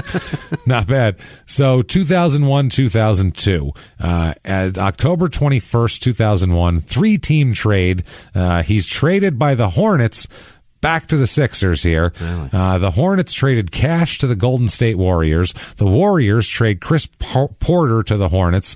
The Warriors trade Corey Blunt and Vonteego Cummings to the Sixers. The Sixers trade George Lynch, Jerome Moiso, and Robert Taylor to the Hornets. And the Sixers trade Cedric Henderson and a draft pick to the Golden State Warriors. Jesus, this is a shit It's shuffle. a big shit shuffle of contracts and garbage and fucking bench players and Derrick Coleman's big ugly contract. That is poor fuck. Yeah. This is where he's landed. He's in a shit shuffle with 3 bad teams. Yeah, well, he's on a better team now, though. He goes to Philly, back to Philly. They're 43 and 39 that year. Okay, Coach Larry Brown that's what at the helm. Yeah, he's there now. They go to the playoffs that year, but lose to the Celtics in 5 games in the first round. Okay. He has no luck in the playoffs, Derek. Not a lucky guy here. He ends up 15.1 points a game and 8.8 rebounds that year. He goes back to starting games. He starts all 58 games he plays for Philly that year, so at least they're starting him. They should with the money they're paying him. $8,710,000 a year for him. That's why they're starting him. They're making him earn it. They're like, I don't care if you make 3 points a game. You're going out there and you're going to fucking embarrass yourself then. They're going to force you to do it. And then we're going to talk to the press and say how you feel about it. That's what we're doing. So, July 27th, 2002, Coleman is pulled over at 3:30 in the morning. In Philly. Never a good sign, obviously. He's pulled over for driving 100 mile an hour. It's in Detroit, actually, on Interstate 696. The speed limit is 70. He's driving 100 at 3:30 in the morning. They pull him over. They smell alcohol coming out of the car, obviously. He refused to take a breath test, obviously, also. That's how you win. That's how you win. Exactly. He was alone in the vehicle. They take him into custody. They suspect he'd been drinking, obviously, alcohol. Quote, this is from the lawyer, or the police chief, William Dwyer from Farmington Hills. He says they smelled the odor of alcohol. They gave him a sobriety test that indicated he'd been drinking, and he told them that he had some champagne. Probably more than some if a giant man is drunk. P.S. Farmington Hills is like Scottsdale of Phoenix. Yes. It's beautiful. Yeah, that's a nicer it's area. Unbelievable. Probably where he would live, I would think. The police chief? Yeah, probably. No, Derrick Coleman. Derrick Coleman. No, I meant Derrick Coleman because he lives in, he has a house out there. Okay. So that's probably where it is. So he's arrested for refusing to take the breath test, and blood tests for alcohol were taken at the hospital, but after they got a court order. So he knows to wait. How long does that take? An hour and a half? Dropping. Also, why are you doing 100 miles an hour and you're all alone? That's weird, right? That's fucking bizarre. Just trying to get home fast. 70 mile an hour zone, you do 80. I feel like you're just getting home, trying to get home fast. You're like no one else on the road. Shithoused. I got to get off the road. Yeah. I'm going to do 100. I would do 74. 69, somewhere around there. There you go. So he's ticketed for operating a vehicle under the influence of liquor, refusing to take a test. He postponed. He gets out. The attorney said that he spoke with Derrick about the arrest, and he declined to comment about it. So there you go. 2002-2003, the Sixers are 48 and 34.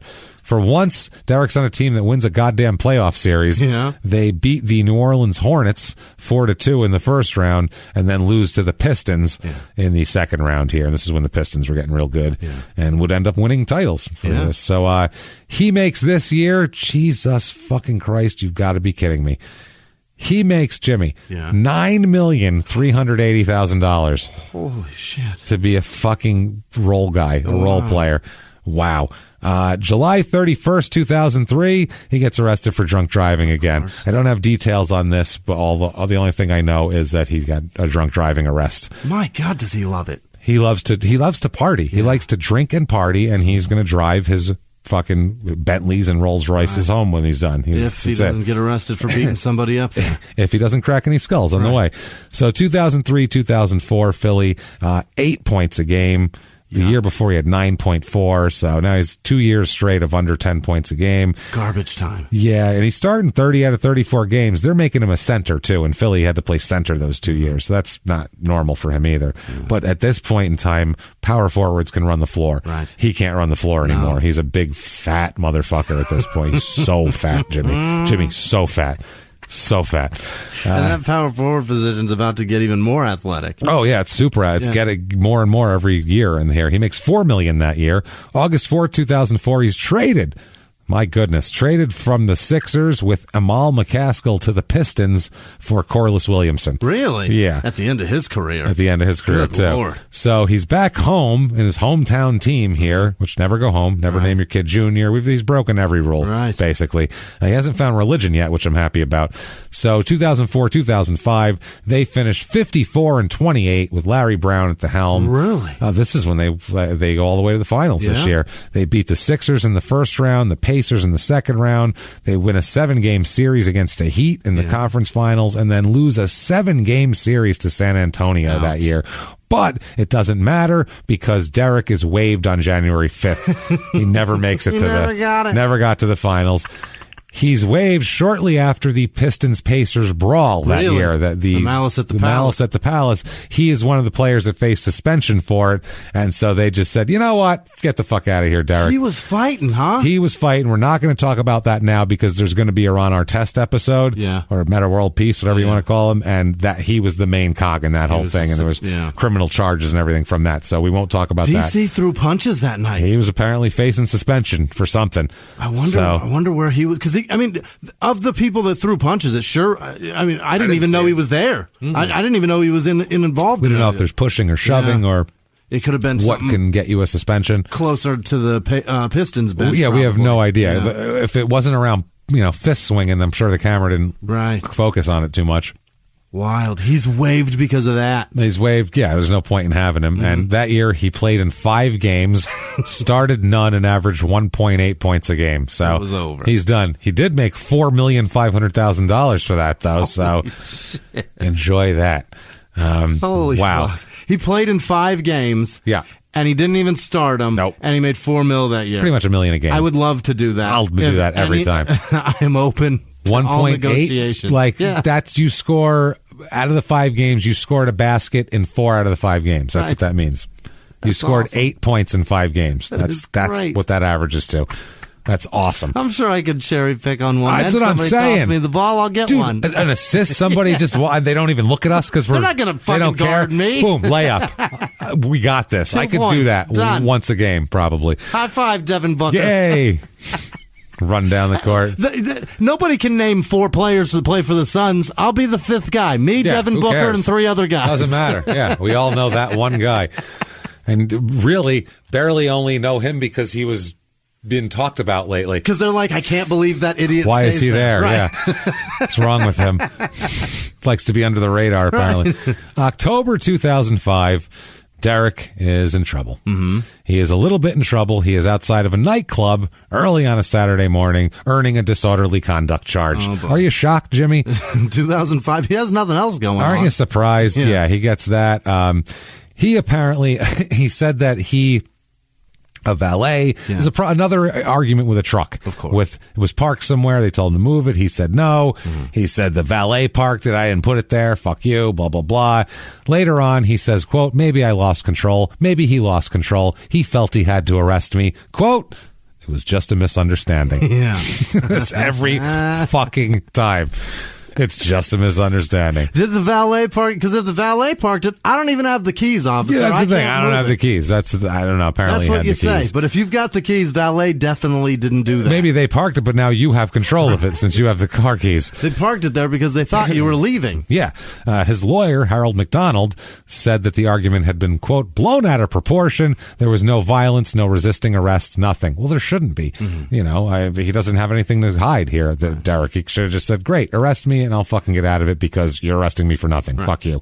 So he's taking to lose your job. Yeah, I'm coming in with 4 lawyers. I come for misdemeanors with fucking flanked by a tag team of lawyers on each side. You know that, right? We're a Survivor Series team here. Like, this is ridiculous. So he is issued a citation and released. It's a misdemeanor charge that carries a maximum penalty of 90 days in jail or a $100 fine. I'd much rather pay that fine. Fuck yeah. Oh, $100 or 90 days in jail? Or hell? $1 a day. Would you like to go to jail or pay $1? I think I'll pay $1 to not go to jail today. Jesus. Every day for the next 3 months, I'll pay $1. Yeah. By the way, Derrick's career numbers, 16.5 points a game and 9.3 rebounds per game. So 16, 5, and 9, which is decent, but not what he should have been. See what I mean? If he would have quit earlier, that number would have stayed. Yeah, but he still could have been better. He had that money. Now, 2005, 2006, he does not play, but he still gets paid because he's got a contract. So he gets $2 million for doing nothing that year. I'm sure just for eating and being arrested. His career total, $91,366,800. What do you think he has left? Well, we'll talk about it. I know. Well, I got a pretty good idea. Oh, boy. Now he says regrets. They say, any regrets, Derrick, on your career? Yeah. He says, quote, one of the things I would have changed, being drafted in New Jersey and being the number one pick going to a struggling team. And I thought the biggest challenge for me was that I never had a mentor there that would take me under his wing and teach me the ropes. And then you're like the face of the franchise to be pushed out there. You're on this plank by yourself and you're supposed to save a franchise that hadn't been to the playoffs in probably 7 or 8 years. I wish I would have had a mentor there with me to tell me, hey, Derrick, don't say this, say it this way, don't do that. I didn't have that. The fuck are you talking about? Yeah, that's what every first-round pick is. You're all going to a shit team that's why the fucking team has that pick. Exactly. You idiot. I get what he's saying, though, too. If the team, there was a young team, if that team had a veteran presence, somebody that would have taken him aside and say, yo, don't use your name in the third person. Yeah. Don't say this, don't say that. If they ask you something, this is what you say. But just, it would have helped him a lot to cause a lot less heartache of problems. He also had Drazen Petrovic, who got drafted around the same time as he did, and that guy just didn't speak the language. Well, that's what I mean. If he didn't speak English, it would be another thing. Just do what he does. Not speak English? He didn't get in any... I mean, he died 4 years later. Yeah. But you walk around, they're saying, Drazen, blah, blah, blah. He goes, what? Why? Shoot the ball? I shoot 3 balls. I shoot the ball. Right. You pass, I shoot the ball. I don't know. Do what he does. Not really he never possible. got arrested. No, maybe he did. I don't know. Not really possible either if you speak English. May 2008, it comes out in the media here. He's 41 years old in the next year. He's only 40 at this point. He is in urgent need of a heart transplant, they say. Really?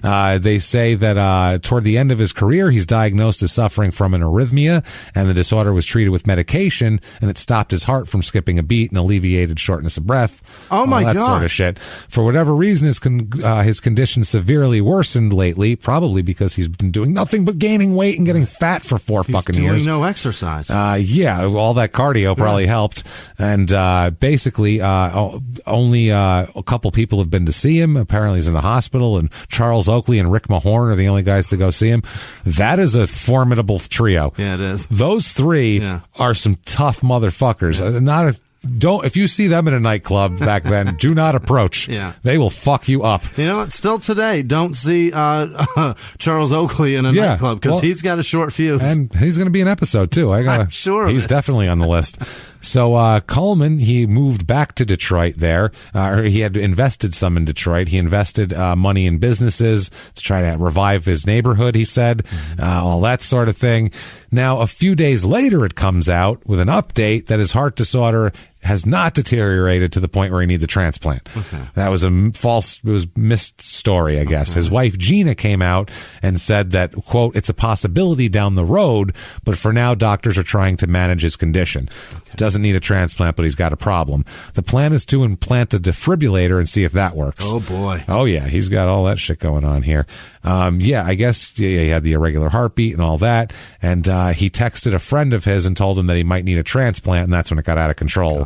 Telephone deal here. And his wife said, quote, Derrick gets a little carried away at times. He told me the other day he's dying. I told him, don't think you're getting off that easy. So, he's been a moron and he's very rich, but you don't want anybody to have heart problems at 41. That's fucking horrible and almost fucking croak or anything like that. It's terrible. Imagine the shit his wife's put up with, too. Imagine the fucking lipstick on the, all of the fucking God knows what the that 90s she's done. Basketball debauchery that she had to put up with. The goddamn everything, that getting calls from the police station at 2:15, 3 o'clock in the morning here. I mean, Jesus Christ, she's probably the unsung fucking, she's went through a lot in this. And Derrick, with his heart, asshole or not, you kind of feel bad for him, but not nearly as bad as you might feel. Oh, the list is so long. For Derrick Coleman, corporate team building specialist and site manager at Georgia Team Builders LLC, LLC in Atlanta. Derrick Coleman, professional boxer, who had an 0-4 record between the years 1990 and 1993. The worst athlete than Derrick Terrible. Coleman. He was a super welterweight, much skinnier. Derrick Coleman, fluvial germaphologist, senior project manager of a some sort of medical experimentation medicine thing here. Does important work. Yeah. Derrick Coleman, NFL running back for the Seahawks and Cardinals. He's deaf. A deaf NFL running back. I know that. Hasn't played for a while. That. Wrote a book called No Excuses, Growing Up Deaf and Achieving My Super Bowl Dreams. That came out in 2015. He had to watch the quarterback's signals to tell him when it was time to go. Didn't the Broncos have a deaf linebacker? I feel that's true. In the late 80s, early 90s? Or was it a lineman? Is it a linebacker, I want to say. It may have been a linebacker. I can't remember. I thought it was a defender. It was definitely a defender. I feel like it was a lineman, and whoever was next to him tapped the guys on either side of him, tapped the side to tell him which side to go. I thought it was a defender. Maybe. So I don't know. Either way, I don't remember, Google but yeah, we'll Google it and find out. You don't need to. Don't tweet us. No. So anyway, there's that, and then he ended up getting arrested. Also, Derrick Coleman, the running back, for having a problem with a vehicular. I feel like it was an issue. Big misunderstanding. Big misunderstanding. But it must have been okay because then he was playing with the Cardinals like 2 years later, so he didn't do anything that horrible, I guess. And also, Dr. Derrick Coleman, superintendent of River Rouge School District in Wayne County. Oh, there. I was hoping it was a heart doctor. No, here, not at all. Do some heart surgery on Derrick. Dr. Derrick there, and then finally Derrick Coleman Jr., not his son. What? But a boxer, a professional boxer who's an up-and-comer, signed with Showtime, boxes on TV. He's 7-0 with 7 knockouts. Wow. Who is from Detroit and constantly called Derrick Coleman's son. Constantly. Every interview he does, they're like, so your dad's an NBA player? He's like, nope, not me. Guy. And either that or the interview is, how often do you get confused for Derrick Coleman's son? And he goes, every goddamn person that talks to me asks how my dad's doing. And I'm like, he's doing great. Matter of fact, I feel like you asked that for me to say that is or isn't my dad. Yeah, that's the thing. So but every interview with him, because he's from Detroit, he's just about the right age. So everyone's like, oh, that's his kid. Yeah, he's boxing now. Nope. He hates his dad. Yeah. Oh, he's like, you fucking thanks for naming me just Derrick. Named me Paul and Junior. Fucking jerk. Yeah. Not great here. Now, October 2009, Derrick Coleman is announced as the new commissioner of athletics for the school district in his hometown of Detroit. What? It's a weird job here. He's a graduate of the school, obviously, Northern High. He said he's thrilled to be taking this position. Detroit Public Schools spokesman Steve Wasco told the Detroit Free Press that Coleman's contract isn't done, but he's scheduled to make $135,000 a year. Wow. Not bad. It reports that Coleman, he's also got an NBA pension too and all that shit, so that's not bad. He's doing great. They report that Coleman is taking over for someone else who retired. Coleman obviously was, they said his mentor is Dave Bing and all that sort of shit here. It's kind of fucked up, isn't it? What? Said he's there? To make $91 million, leave the NBA. And then take $135,000 a year from a school district? From somebody that... In Michigan, which could probably use the money. Somebody in the community for your water or to pave your fucking roads, as we brought up many times. Pave your fucking roads. Honestly. Jesus Christ, the water could get to you easier. So the bottled water that's being trucked in is what I'm getting at. So where has he been living now? He had purchased a home in Franklin Lakes, New Jersey after retirement. But then in 2010, he decided to move back to Detroit. Moving back to Detroit, I assume probably for that job, and also because he's bankrupt. In April of 2010, he claims bankruptcy. Get the fuck out. Fucking bankruptcy. He claims in his filing that he's $4.7 million in debt. How do you do that? He listed about $1 million in assets. That's it. He has That's what? it. No, $1 million in assets. $1 million worth of shit. From $91 million. How? That's what I mean. How do you not have more than $1 million worth of shit left? You'd think you'd have... Your house would be worth more than $1 million that you paid off already because you made $91 million. But no. James, that man spent $2 million a year then. Oh, easy. He listed $1 million in assets that include a $50,000 Bentley because it's old, 5 fur coats, and his $168,000 suburban home there north of the city in Michigan. Plans to surrender other properties he owns. Basically, they go on his lifestyle. He fucking pissed away shitloads of money on cars. He bought tons of Rolexes. That was his thing. He would buy $200,000 Rolexes at a time with diamonds all over them. And rapper watches. He'd buy shit like that all the time. Yeah. And then what? Leave it in a hotel room somewhere? No, he just buy more. Wow. I don't know if he gave them away or what he did here. He also had a restaurant called Sweet Georgia Brown restaurant in downtown Detroit, and it closed because Coleman was unable to pay the rent. And he blamed the poor economy for that. In 2010, the last couple of years were bad in Detroit. You could buy a block in Detroit for $1,000, a fucking city block. Right. Like, it was bad stuff. There were houses for sale for literally like $900. I saw one for that were $1. You just had to pay the fee of the transfer thing, which was like $500. It was like $501. You could buy like a 5,000 square foot house in Detroit. I mean, it's a piece of shit that's falling down, but you got to raise it. Still, right. Christ almighty. So also the Detroit Economic Growth Corp sued Derrick Coleman after claiming he defaulted on a $200,000 loan on another business venture as well. So he is in deep shit with the money there, not doing well. $91 million.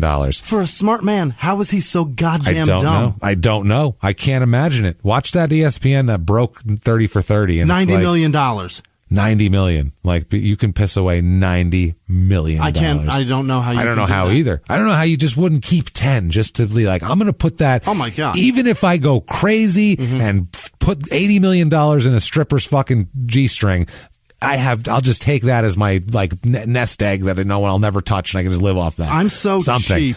Oh, I'm a cheap fuck There's too. no way I could piss away. I couldn't spend $90 million in my lifetime. It'd be hard. Because somebody would be like, you have $90 million, you can easily pay $2 million for this house. And I'd be like, are you out of your fucking mind? That's all I would spend money on. Is I'd buy one of these $20 million fucking compounds somewhere that you can't get into and shit, and that would be it. I would never spend it. I wouldn't spend anything and I'd else. never leave. I wouldn't spend shit on anything else. But I see, house is my I thing see that I that want. as like as an item, but then I see that's something also the money that you can that then comes sell along with it. Then you can sell that too. That's an asset. Yeah. So it's different than just $20 million, pissing it away at the nightclubs. taxes on it and the maintenance on it is insanity. It's wild. I could buy another house for that I could just live in that. But for $90 million, you could easily afford that if you're not buying Rolexes and pissing away God knows how much at nightclubs and shit. Because I mean, he's going out every night. It's bad. I couldn't do it. I would never know how to do it.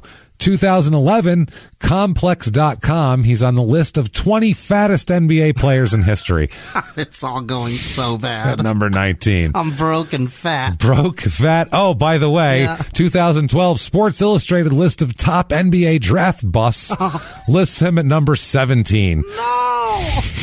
At least the top 25 fattest people now. Top 20 fattest, top 20 least effective drafted in your position, and your heart sucks and you're broke.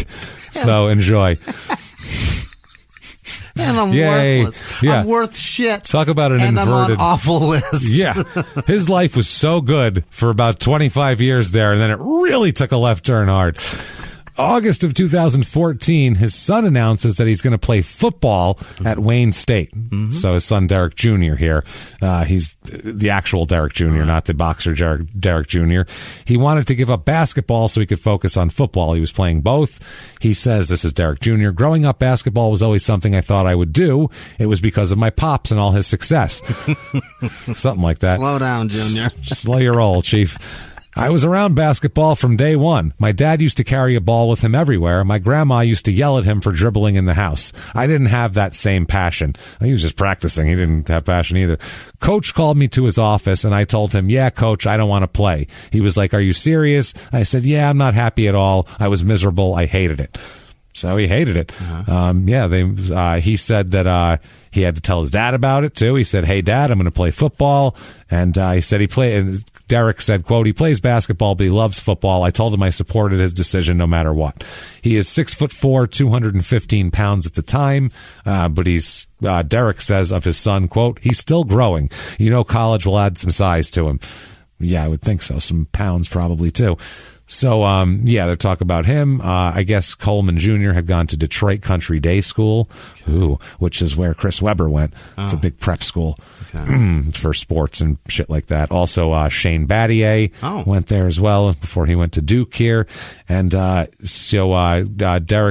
Wayne State coach Paul Winters says, quote, recently Derrick has focused his attention on being an outstanding football player and has really improved. Derrick is a big athletic defensive lineman line prospect. He will add athletic ability and size to the defensive end position. So good for him. 2015, Derrick Sr., ball player Derrick here, receives his degree from Syracuse finally. Okay. 12 credits short in 1989. And he has student loans. 2015. So he receives a sociology degree 25 years after his class graduated without him. What's he going to use it for? That's what I'm saying. Well, he uses it for this. I don't know. He doesn't need a degree for this. But in March of 2016, he's delivering water door to door in Flint during the water crisis. Not as a job, as a chat. I saw the look on your face. You're like, oh my God. He's like the Sparklets man. I was going to say, he's the fucking Sparklets guy. So, he drives 65 miles to Flint to knock on doors with bottle cases of water in his hand. He says that a lot of people recognize him, and they're like, what the fuck? First of all, you see a guy who's 6'10", 3 bills at your door with water. You're like, who the fuck are you? Right. And if you recognize him, he says, quote, it's a shock for some people to see a 6'10" guy standing there. I tell them, they say, hey man, you look like Derrick Coleman. I tell them, yeah, I get that a lot. And then they thank me and I move on. I love that. That's fucking funny. He says now he's talking about Detroit or Flint especially, quote, I'm seeing distress. That's what I'm seeing, distress. I'm seeing the people who need help. I'm seeing the rust and everything that's in their water. Flint is like a ghost town and it's sad. It's 2016. How can this happen in America, here in the greatest country in the world? But it's gotten bigger than just water. You need supplies. You need plastic knives and plastic forks and plastic cups. You need sanitation people that can wash their hands. You need sanitation so that people can wash their hands. And what about the person who doesn't have transportation to get to the water centers? What about senior citizens stuck in their houses? Okay, and then there's the water. People are only getting 2 cases of water a day. Well, if I got a family of 5, how's that going to last? And you're not telling me how I'm taking a shower or a bath. Yeah, they're using that to bathe for everything. Too? That's all your water. And then there are all the businesses that are shutting down. Nobody's driving by Flint and saying, hey, let's pull over and get something to eat. So there are major issues. There are huge, huge, huge problems, and they're not going away anytime soon. Fair enough. Terrible. He's correct. Yeah. Not bad. 2019, he starts up a program. Yeah. It's collaborates with Focus Hope, which is a Detroit nonprofit group. It's a sports camp at Adam Butzel Complex. Nearly 150 children learn basketball skills, and they have programs that include art, math, and technology. Mm-hmm. And he says, like, it's not just basketball. I want the kids to be well-rounded so they know other things besides basketball. Yeah. You know, he might have thought a little bit. Right. Hasn't been arrested in a long time either. Derrick might have come around. Maybe the heart problems, something might have. Losing $90 million? Bankruptcy and a heart problem will humble the fuck out of you, and it feels like he got humbled is what it feels like to me, honestly. If I'm being honest, he's an asshole, but it feels like he got humbled big Sounds time. like he's realizing how fucking hard it is to earn $1 if you're not just gifted it. Exactly. He might appreciate life a little more here. Can't get enough of Derrick? Boy, oh boy. Well, follow him on Twitter. He's not verified. And this is definitely him because other NBA players are tagging him, the legend, fucking blah, blah, blah. His at is at 44 the legend is his at. Not verified, has 19.6 thousand followers. I have more followers than him and I'm verified. Samesies. And he doesn't. That's crazy. Yeah, and he follows way more people than me too. It's fucking weird. So I don't know why that is. Verified Derrick Coleman. Either way, he exists. He's a person that exists. I don't know. It might be because there's so many Derrick Colemans, the boxer and this and that might be the issue. But, well, that's a reason to get verified if there's so many. So I guess it tells you which one you this are. really is. I don't know, man. Not the rapist. Not the rapist. So athletespeakers.com as well. You can rent Derrick Coleman yourself. If he'll come and speak for you, he's available for corporate appearances, speaking engagements, meet and greets, and endorsements. Travels from Atlanta, Georgia, so you're going to have to get him there. Fee range, $5 to $10,000. That's for him to come talk to you. What? $5 to $10,000. Derrick, you're broke. To get a broke man with heart problems to come talk to you. Why don't you lower that fee? I don't know. He will bring 2 cases of water with him too. That's included. One on each shoulder. That's Derrick Coleman, everybody. There he is, 90s, kind of a mainstay of the 90s. He's there from 90 to 2005, so he's all through the 90s. Hope you enjoyed that. I know. You didn't want that to happen. Oh, Derrick, you sad motherfucker. Well, you guys, or Derrick, whoever, if you like the show, maybe Derrick loved it. Maybe he'll love it. Well, you know what he can do, and you can do it too. You can be just like Derrick Coleman and get on Apple Podcasts, that purple icon. Give us 5 stars. The reviews really help. We don't know why, but they do drive you up the charts, which helps helps the show immensely more than you could possibly know. British Knights are great shoes. That's it. British Knights are great shoes. I like pastrami. Beautiful. That's all you have to say. It's fine. 5 stars are good. Also, head over to shutupandgivememurder.com for everything crime and sports and small town murder related. Get everything there. All your merchandise, all your tickets to live shows that are being scheduled like crazy for 2021, makeups and everything like that. Get everything you need there. We got all sorts of shit there. Definitely. Also, if you want to follow the show on social media, very easy to do that. We are at Crime and Sports on Twitter and Facebook, at Small Town Murder on Instagram. And if you want to do even more, if you want to be a producer, if you want to get your name mispronounced by Jimmie, if you want to get access to all of the wonderful bonus materials, we do bonus episodes every 2 weeks for both shows, and you'll get access to all of that for both shows for just the $5 a month Patreon deal. That is patreon.com/crime and sports. This week it is the Minnesota Vikings love boat scandal. Hell yeah. 35 football players, 100 strippers, 2 boats. That's all I got to tell you. So many Gingers and Mary Anns. It is fucking gross. Jizz everywhere. That boat is ruined for black lights for history. Check that out this week.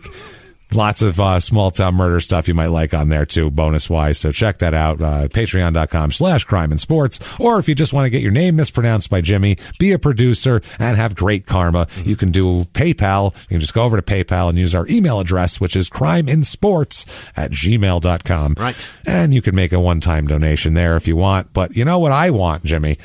Oh, I do. Matter of fact, I can't resist it. I need it. I need the list of the greatest goddamn people on the face of the earth. Hit me with them now. This week's executive producers are Jordan Bennett, Sarah McMillan, Marion Kahn, Melinda Myers, Melissa Workmeister, Gina Kudajaroff, Keith Blank, Clay Thorson, TJ Smith, Will Reggae. Hey. It's a W, not even an R. Jeff Watson, Joe Augustine, Elizabeth Gallego, Amanda Lamb, Tara Davis, Jessica Martin, Denali Hyatt, Michelle Findling, Nicole Benson, Jennifer Rivas, Travis Rodeo Belia, hey. Monique Trejo, and Grace Robichaud. Thank you all so much guys. for what you guys do. We can't do it without you. Other producers this week are Purple Pandas Creations, and Jesse in Nashville had a daughter. Congrats, Jesse. And his wife is going to have a C-section this week. Oh, shit. Well, congratulations. Terrifying, and congratulations. Good work. Santiago Quinones, Brendan Abels, Nathan Dixon, Liz Vasquez, Connor Cadis, I think, Naya, Bunny, I don't know, Peyton Meadows, Ryan Coffey, Don Davis, James Martyr, Daniel Carey, Mahmoud Abdul Jabber. It's not Jabber, right? It's Jabber. Jabbar. It's an E. Jabber. Alexandria Shonk. Hey. DJ with no last name. Dakota Harrington, Garrig Rock, Jenny Bukowski, and Sarah McFall, KJ Quintanilla, I think, Nia. Connor Sudstrom, John DeLong, Diane, what is that? Taylor, it's what it is. Autumn with no last name, Laura Reinhart, Sonny Johansson, Kathleen Logan, Daniel Bocher, Deborah Finney, and her weirdo's birthday is this week. She didn't give his name, but apparently he's fantastic. Hey, fantastic man. Happy birthday. Or it's a friend. What's a galleta? A galleta? Is that a girlfriend? Or is that a mom? A grandmother? Really? A Puerto Rican woman? I have no idea. It could be a relative. I don't know. It's her weirdo. That's all I know. Okay. Happy birthday to the most beautiful Melanie Martin. So if there are other Melanie Martins, you're ugly. Well, yeah, there's only one that's beautiful. It's that one. Everyone else, line up. Cynthia Cruz, Aaron Meadows, Brandon Mag, Dustin Brennan, Kelly Michael, Janice Hill, Jesse Pitts, that's the one having a baby, Mark Egan, Ben Weaver, Aaron with no last name, Chad Haas, Iron Tree Craftworks, Katarzyna Ziolka. Wow. No. Jacqueline with no last name, Heather Bro, Marina Radford, Amber Dean, Margaret Lubert, Amanda Dixon, Mindy Samples, Kent, 1988, not the other ones. James Jordan, Jeremy Phillips, Elise Fastnacht, David Sukol, Haley Roberson, Christian and Bailey, Rachel Urbelis, AJ with no last name, Julia Schuster, Povilas Bakovis, nope, Andrew Richardson, Ty Lynch, Jeremy Marco, Lindsay Shaheen, Nathan Little, Amanda Knight or Mandy Knight, Jessica Cordova, Ari McCormick, Kelly Redmond, Tabitha Taylor, Thomas Smith, Ashley V.O., Jean Edwards, Mitzi Ludke. No. Tanya with no last name, John Abel, Carly Mann, Beth Gold, Jonathan Wilder, Danny Sawyer. I'm getting terrible at this. Brandon with no last name, Molly McCoyne. I don't know what I wrote. I apologize. Robert Ward, Deb Finney. Oh, I said that. Blake Farnsworth, Stacy McGillen, Matt Steffel, and happy anniversary to his wonderful wife. He didn't give her name, so she's not that wonderful apparently. Get on the fucking ball, Matt. Wonderful lady. Yeah. Happy anniversary. You and the nameless birthday man. They do it so often. Should really have a commiseration session. And my husband will love it if you tell him happy birthday. Yes. That's all the information I get. We don't know. We don't know. I don't know you. We'd love to. I'd love to. Charlotte with no last name. Katie Ball, Melanie Dish, I think. Elliot Bressler, Paul Abbey, Kenneth Hensley, Misty D. Ellis, very specific. Tracy Meek Schutz, Jonna Runesval. No, Ari with no last E-R-E, Era. Whoa, I don't know. Jimmie just had a stroke. That's how the Kennedys say Era. Era. I've made an error. Right. Elise W. Lauren is proud of your boldness and your spirit. So you've got a great friend, apparently. So hey. Congratulations. You're awesome. Sarah Hamill, Jose Vasquez, Patricia Erb, Zane Sawyer, Emily Erickson, Diane Taylor, Mercy Shuk, Melissa Burnett, Shayla Westjohn. No. Joan Kosanovich. Matt Farmer. Nicole with no last name. Henry Ruff. Brian Riddle. Colton Haney. Jason with no last name. Nathan Martin. Jared Young. Lynn Litton. Robert Ward. Jesse Dull. Jesse James. And then Chris James also. Heidi Warren, Karen Dekar, Shamika has big tits, says her husband. All right. I don't know. Congratulations to Shamika for her large breasts. Feels awkward, but good your husband you. digs them, so good for you. Terrific. Rebecca Warren, Dylan Warner, Catherine Thompson, Cody Ketterling, Jared Schoonover, Amy Marie, Mike Rooney, Patrick O'Donnell, Montana with no last name, Amber with no last name, Backlog Frog, Stephanie Fry, Anna the singer, Bethany Talema, Kelly Lutton, Tommy Pounds. He's a pornographer, obviously. Tommy Pounds, he your gets ass. It. He does it. He does the thing. Pounds that ass. Brian Sylvia, Adrian Adreno, Brandon Marianne McCullough, Sharon Chorus, Alice, St. Quentin, Nabad Bill Kataria, probably not. Sharon Schmidt, Mikey Williams, Ann Kincaid, Katie Ann Gall, Selena Carr, Sean with no last name, Jacqueline Melchiori, I think, Lolita Burks, Kelly Gray, Nicole Almagadis, nope, John Sheehan, Corey Gaines, Connor with no last name, Ariel Evans, Laura Husler, Blake Pugh, Mindy Myers, Madison Gwynn, Samay Bayou, I think, Anushka.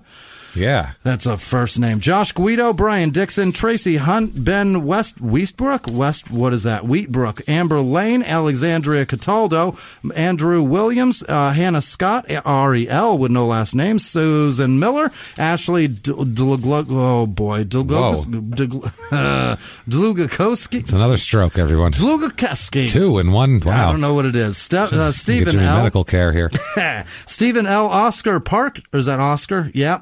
Christer, Laurel Downs, Samantha Malone, That's what his buddies called him. Hey, what's up? It's the Christer. It's the Christmeister. What's up, sus? What's happening? Greg Lynn, Robert Allen, Blue Taylor, Sean Mosley, Corey Thompson, Ashley Arnold, Kara Samuels, Will with no last name, James Gomez, Amy Carberry, Brianna Hoffer, Anne-Marie Pinto, Bryce Law, I think, Cray with no last name, Matthew Atkinson, Emily with no last name, Andrew Mayhew, Jesus, Logan West, Tamsin Hunter, Max Leduc, Alan Svak, Brittany McKinney, Sean Dane, Joe Ross, Ben Mutz, Colleen Trioli, Kristen Starnes, Clay O'Daniel, and Andrea Michelle Jones, Mike Clark, Renee Gilligan, Spencer Kappelman, Ian Boydson, Maxine Siss, Melanie Lewis, Hunter with no last name, Connor Jack, Nicole Bergeron,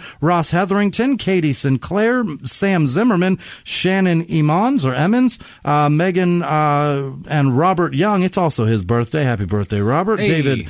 David Haynes, Victoria Hall, Elizabeth and Rocky Marks, Ian Mack, Alana Clark, Ezekiel Newey. I don't know. I'm sorry.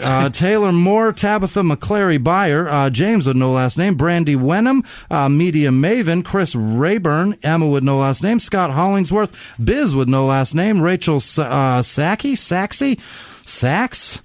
I don't know. That's a handwriting I'm doing issue. my best. Sarah Watkins, Bill Perry, Brendan Williams, Francisco Medrano, Lauren Flores, Jake Lanham, Audrey Lefebvre, Matt and Nicole Byer, Adam Bloomy, I think, Jackson with no last name, Timo Timinimim, what?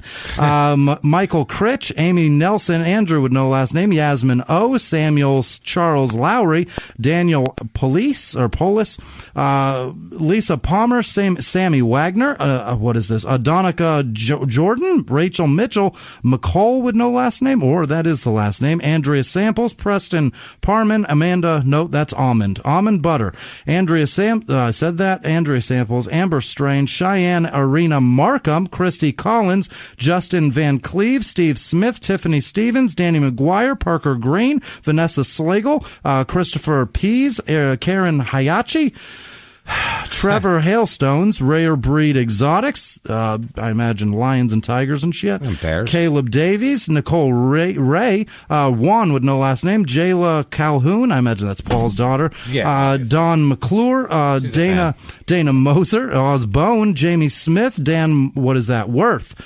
Angelia. And happy birthday, Sarah Barber, Tanner with no last name, Cassie Steinel, Caleb Stewart, Jesse Dodson, God damn it, Stacy T, Jen Router, and Ryan Petzer. You guys are amazing. Thank you so much. I can't believe it. Thank you, everybody, so much, so much. Jimmy's mind is blown by the amount of money that Derrick Coleman made in endorsements, I'm sure, on top of his salary. It's so much money. It's so much money. He made 90, but then he was a big-time shoe pusher and everything else. So Derrick man made $100 million. He definitely made over $100 million and does not have any of it left, which is very, very sad. Wonder if he wears BKs still. Probably. By the way, they were re-released. The Dimacell ones. Yeah. Remember, they had like the diamond thing in the middle on the bottom. Right. They were re-releasing them sometime in the last 7 years. The Derrick Colemans. Does he get more money for that? Yeah. He does. Yeah, I'm sure, because it's all the old shoes are being re-released from the '90s. Because we want to buy them now. Yeah, I have Jordans. Pennies. I have Barclays. I have them all. So my kids, my son's friend saw my pennies and goes, "What are those?" And like the Jordan thing.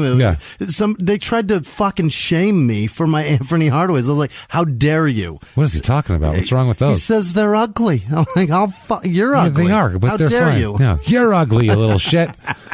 Don't come over my house. Chris anymore. Rock loved these. You're not welcome anymore. God damn it. You can't swim in this pool. No. What if somebody wanted to compliment your shoes? How could they do that, Jimmy? How could they get a hold of you? At Whisman Sucks, WHISMAN Sucks on Twitter and Instagram. Thank you guys for everything this week, truly. Absolutely. You guys are making this quarantine much easier to deal with and giving us opportunity to look forward to new live shows coming up. Fuck yeah. I can't wait for that. Where can they find you? You can find me at Jimmy P is Funny, or just copy and paste my name from the show description. Do it that way so you don't have to figure out how to spell it. Yeah, much easier. Do it like that. Keep coming back and seeing us every goddamn week. We got some crazy crazy shit coming up. I found a figure skater with a dark past, which is awesome. I didn't know there was more than one. Oh, yeah. She makes Tanya Harding look like a fucking choir girl. It's amazing. Makes her look like Nancy Kerrigan. She makes Tanya Harding look like Nancy Kerrigan. I got a crazy 70s boxer with a giant afro or did some bonkers shit. I got a lot of crazy shit coming up for you guys. So we are going to rock your shit coming up every single week. Keep coming back and seeing us live from the Crime and Sports Studios. We will see you next week. Bye.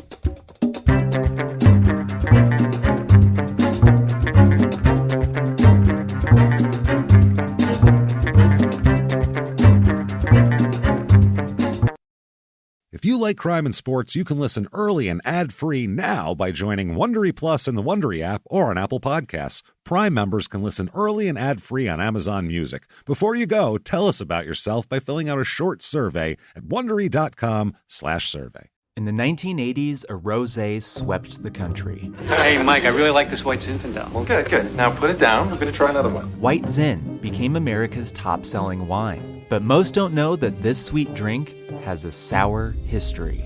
What began in 1986 with counterfeit bottles. A big fraud, a multi-million-dollar fraud.